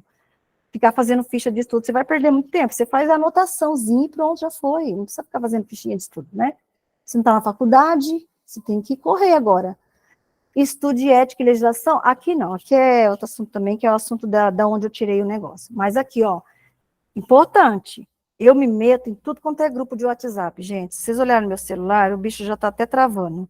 Eu estou em grupo de professor de Valinhos, grupo de professor de Sumaré, grupo de professor de Campinas. Está fazendo o quê, Solange? Espionagem industrial? Não. Eu quero ver o que está rolando lá com a galera do concurso. Se eles estão sendo chamados, como é que está acontecendo, se vai ter outro concurso, como que foi o ingresso. É muito legal isso, gente. Então, ó, caso conheça pessoas que vão prestar concurso, é importante trocar experiência. E quem sabe estudar junto. Então, um dos passos de você trocar experiência e até estudar junto é participar de grupos. Hoje não dá para ficar fazendo muito grupo presencial, a gente nem tem tempo, mas os grupos de WhatsApp aí, no Facebook tem grupos, né? Eles formam grupos aí da sua área, do seu concurso, inclusive. E aí você participa, você ganha muito com isso. O último concurso que eu fiz para professora aqui em Campinas, eu entrei num grupo do Facebook que eles estavam falando do edital, e aí elas começaram a falar coisas de como é trabalhar em Campinas, como é trabalhar as fichas que elas fazem de avaliação, o diário digital, elas falaram tanta coisa que na hora do concurso caiu na prova umas coisas que elas tinham falado, que eu não tinha estudado, mas eu lembrei que elas conversaram lá e eu acertei. Então, olha como vale a pena, né? Não deixe de dar atenção ao conteúdo que mais tem dificuldade. No meu caso, por exemplo, é a matemática. Então, eu foco nela também. Não é que eu fique muito nela, eu fico mais nos específicos que tem peso 2, e língua portuguesa. Mas se vai cair matemática, se vai cair conhecimento geral, se vai cair informática, sei lá o quê, tem que estudar um pouco também, né? Não pode ficar zerado. Lê o edital e cada detalhe do conteúdo programático, que é aquilo que eu falei, vai ticando cada um que você estudou, que isso vai te dar uma motivação nota 1000, tá? E fora isso, resumindo todas essas dicas de estudo, gente, tenha um horário para você estudar, porque eu lembro que eu falei para vocês que eu era totalmente destoada da vida quando eu estava no mestrado. Aí eu fui aprendendo que eu tinha que ter método, eu tinha que ter tempo. Eu só estudava de madrugada, por quê? Eu tenho um problema com barulho, com muito movimento. Se passar muita gente na minha frente, eu já perco o foco em 2 segundos. E aí, quando todo mundo ia dormir, eu ia estudar. A minha família sabe disso, meu marido mais que tudo. Eu estudei madrugada dentro por causa disso. Mas, depois no doutorado, eu fiquei uma pessoa um pouco mais madura, eu acho, mais focada, e aí eu fui estudando e eu vi que eu não estava conseguindo dar conta de escrever o texto porque eu não tinha foco na escrita. Aí eu já conseguia ler, estudar, apresentar, mas escrever que é bom nada. Então eu fiz um método. Eu sentava todo dia, das 10 às 11 da noite, para escrever alguma coisa. No final já. Se eu tivesse feito isso antes, gente, eu tinha rendido muito mais. Então, vocês, como concurseiro, tenham um horário de estudo. A sua família vai bater na porta, o seu filho vai querer alguma coisa, o seu marido, meu marido me chamava 1001 vezes, gente. Hoje ele não me chama para nada, mas na época que eu precisava estudar, ele ficava me chamando. Amor, quer um docinho? Amor, quer um café? Amor, quer não sei o quê? Amor, vamos sei aonde? Sabe, gente? Eles vão, o trabalho deles é esse, é tirar teu foco. Mas você tenha foco. Fecha a porta e fique pelo menos uma horinha. É melhor 1 ou 2 horas do que 0, mas você tem que ter. E aí, nas primeiras provas, você vai passar mais ou menos, daqui a pouco você está passando em concurso sem saber como. Porque tem pessoas que falam para mim assim, como é que você sabia a resposta? Gente, eu não sei. Deixa eu voltar para vocês aí, que acho que a aula acabou, né? Eu não sei como eu sabia a resposta. Eu só sei que eu sabia. Porque eu estava estudando, já vinha num crescente de estudo, né? Então, isso acontece com vocês. Com certeza, se vocês pegarem essas dicas. Eu vou parar agora a apresentação. Eu queria, mas não vai dar tempo, né? Ai, gente, eu queria abrir a tela para vocês de legislação. Mas não vai dar tempo. Deixa eu ver. Eu queria dizer para vocês que quando a gente vai estudar para concurso, a gente vai aqui, ó. A gente, por exemplo, eu quero estudar Constituição Federal. Eu tenho que ir, ó, Constituição Federal, tem que ir no Planalto, tá vendo? Eu tenho que estudar direto da fonte, Planalto Gov BR. Por quê? O Planalto é a legislação, ela está atualizada.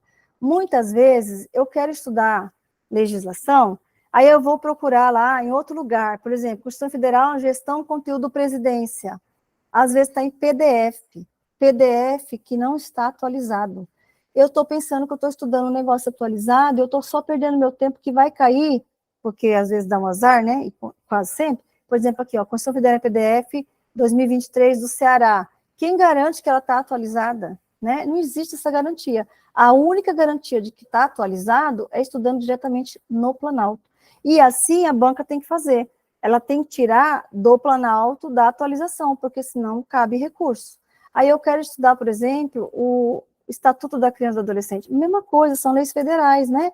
Estatuto da Criança e do Adolescente. Obrigado. Eu não Acabou? estou te ouvindo muito bem, mas agradeço aqui. Vou parar de gravar. Tá. Olha só o César me cortando, vai vendo, gente. Aí, ó, você vai abrir a tela, falta 3 minutos.